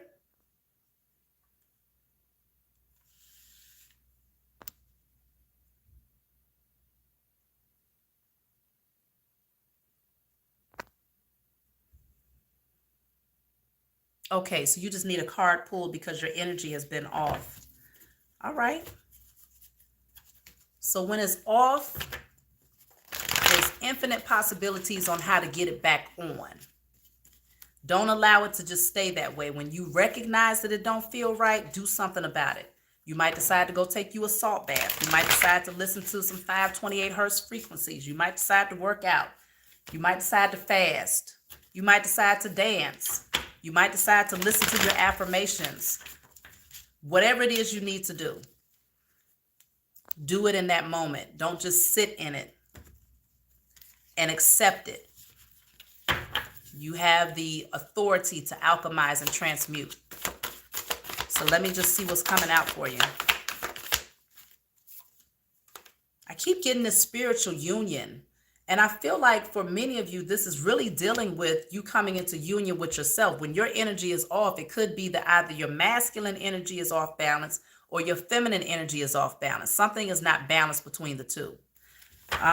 So let me see what else comes out here. You have here, okay, so it definitely is, you have deception and envy. You might have somebody around you that's maybe giving a little evil eye energy, okay? You have here mental conflict, so you might be overthinking too much in your head. And then you have here, what do you need to release? So there's this strong energy of needing to balance your thoughts and maybe even releasing someone who is operating in this energy of envy and deception. Someone is wearing a mask around you, but they're watching you very closely. And the thing is, the mask is coming off here. So if you are aware of who this someone might be, maybe you're in mental conflict about releasing this person. Maybe you're in mental conflict about their intentions because there is a mask here. But whatever it is, whoever it is, you're definitely being called to release them. Now, the number 2 is coming out for you as a synchronistic number here. So something about balance and partnerships too. So just consider, I don't know if you're in a partnership, maybe with a karmic partner that might be a little envious of you or something. I don't know what's going on here. But let me clarify deception and envy.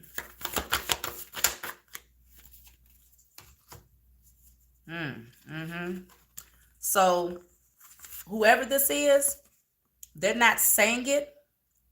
They're suffering in silence. So they're suppressing what they really want to say, largely because they see that you are moving towards your success in some area of your life. So maybe that's why you're in mental conflict about who this person might be, because they haven't openly said anything that would indicate that they are being deceptive or envious of you. But whoever it is, they're suppressing it, they're holding it in. But they see you moving towards success, whether it's success in just, not just, but it's success in healing yourself, success in other areas of your life, financially or whatnot. But whatever area that is, they're not too happy about it. So you want to release this person as soon as you're aware of who it is.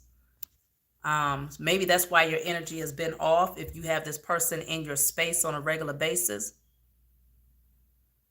Let me see. I'm trying to find you here. Where are you at? Zay.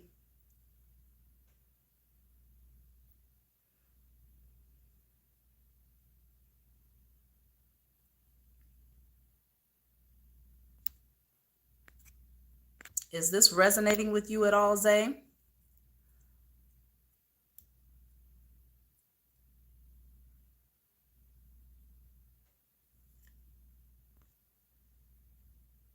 Are you still live? I really need a card pulled. Yes, I'm live.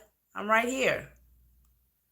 If you want a card pulled, then you can cash at me $11.11, 1111 to Cash App $green 82212.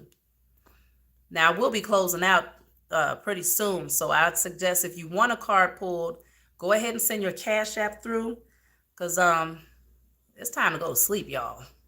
It's like 4:30 in the morning. I haven't stayed up this late in a minute, but I'm glad it's the weekend. I don't do any work on the weekends. On Saturdays. That's my day of rest, y'all. I dedicate that day to just being in gratitude, maybe taking care of some things that I need to take care of and just spending time with my family. So this is my day to just chill.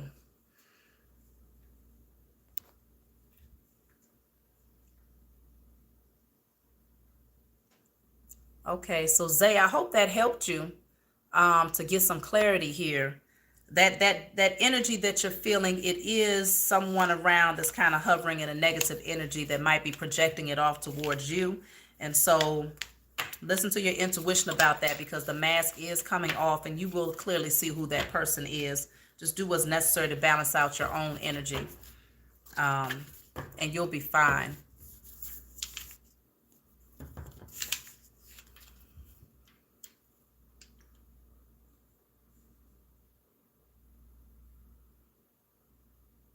Okay. How you doing to Carl? I think that says 3 Carl. Yes, you have a good night too, Black Gold. If you're checking out, I'll be checking out pretty soon. I know I'm gonna sleep hard tonight. Usually that's when I dream the strongest. My dreams are usually the strongest when like I haven't slept very well, or like if I wake up at 3 a.m. and I don't go back to sleep until like 6 and I go into that real deep sleep, that's when I really start traveling in the spiritual realm. So I'm pretty sure I'm gonna have some dreams tonight being 4:30 in the morning.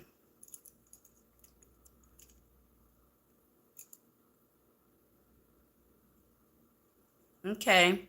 Well, I understand, Lovely P. I'll pull a card just for everybody that's still here, and we're gonna go ahead and close out.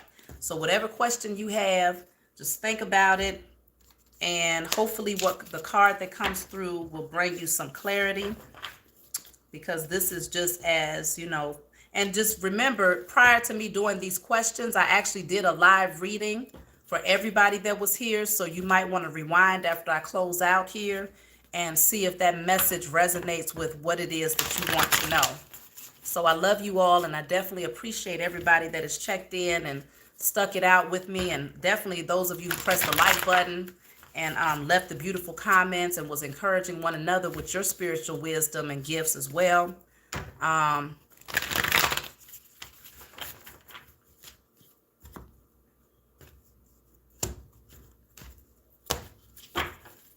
So let's see. Look at that. So I have accelerated motion and spiritual strength. I'll just say whatever work y'all are putting in spiritually, things are getting ready to pick up drastically. If you've been doing the spiritual work to shift your circumstances and you feel like things have been stuck, it's getting ready to move pretty fast here. Yes, email me to get a private reading. Number 8 and 9 is standing out here. I have 2 more here and I'm going to close out. We have solar plexus chakra that deals with your courage, your confidence. Work on your solar plexus for everybody out there. And then you have here going for, gateway. So this is the card of like miracles, beautiful things, unexpected things that's happening. But it's also showing me that you having the courage to be unique and authentically you, because the unicorn is unique. Maybe that's where unique came from. That's interesting. Unicorn is unique. So I feel like it's telling you to just be your authentic self, because there is no one else with your blueprint. There is no one else like you. So it's like that confidence, stepping into your spiritual strength and knowing that things are getting ready to take off for you in certain areas of your life because you've been putting in the spiritual work. And if you haven't, then, you know, use the tools that I've been telling y'all about in this reading. And if you find that you have other tools that you just intuitively feel guided to do, use those spiritual tools to shift your circumstances, because things are going to move ahead very quickly. The doors are going to start opening up here because this says gateway. Okay. So be confident and courageous enough to walk through when that gateway opens. Like I said, things are going to pick up for y'all. So the number 3, the number 8, the number 9, that's what I'm seeing for you all. So I love you. Yes, I'm going to, once I press this X to exit out, hopefully it'll automatically just save. I think it does automatically just save in my live readings. And you should be able to go back and watch it from here. Y'all, my lips getting all dry and stuff. So yeah, you should be able to go and watch it from here. But I'm going to go ahead and check out, y'all. And I look forward to seeing you all again. When I get ready to do this again, I'm going to put like a post inside of my community just to give y'all a heads up. Okay, we're going to be going live at a specific time, and it'll be much earlier than this. This was just kind of randomly. I was just up and I was like, okay, let me just go ahead and do a live. But don't forget to check in on my channel on Facebook for those of you who want to bring some spiritual unions together, talk about love, and just be in that lighthearted energy. Maybe even meet you a partner over there, you know, a divine partner that's also spiritual. On Facebook, I just made a new channel, a new page called Shavi Zane Spiritual Love Vibe. Shavi Zane Spiritual Love Vibe. Come over there and join me. And once I get a certain number of people over there, we're going to start having some conversations, doing some live chats and readings, and maybe y'all can check in with me face to face, you know, tap in on the lives with me, and we can connect like that. I'm looking forward to doing something new, moving into 2023 with a much lighter energy, and, you know, have some fun together, and, you know, just really connect. So I love you all, and I appreciate y'all coming, and I look forward to seeing you all next time. Y'all have a great night. Sleep well.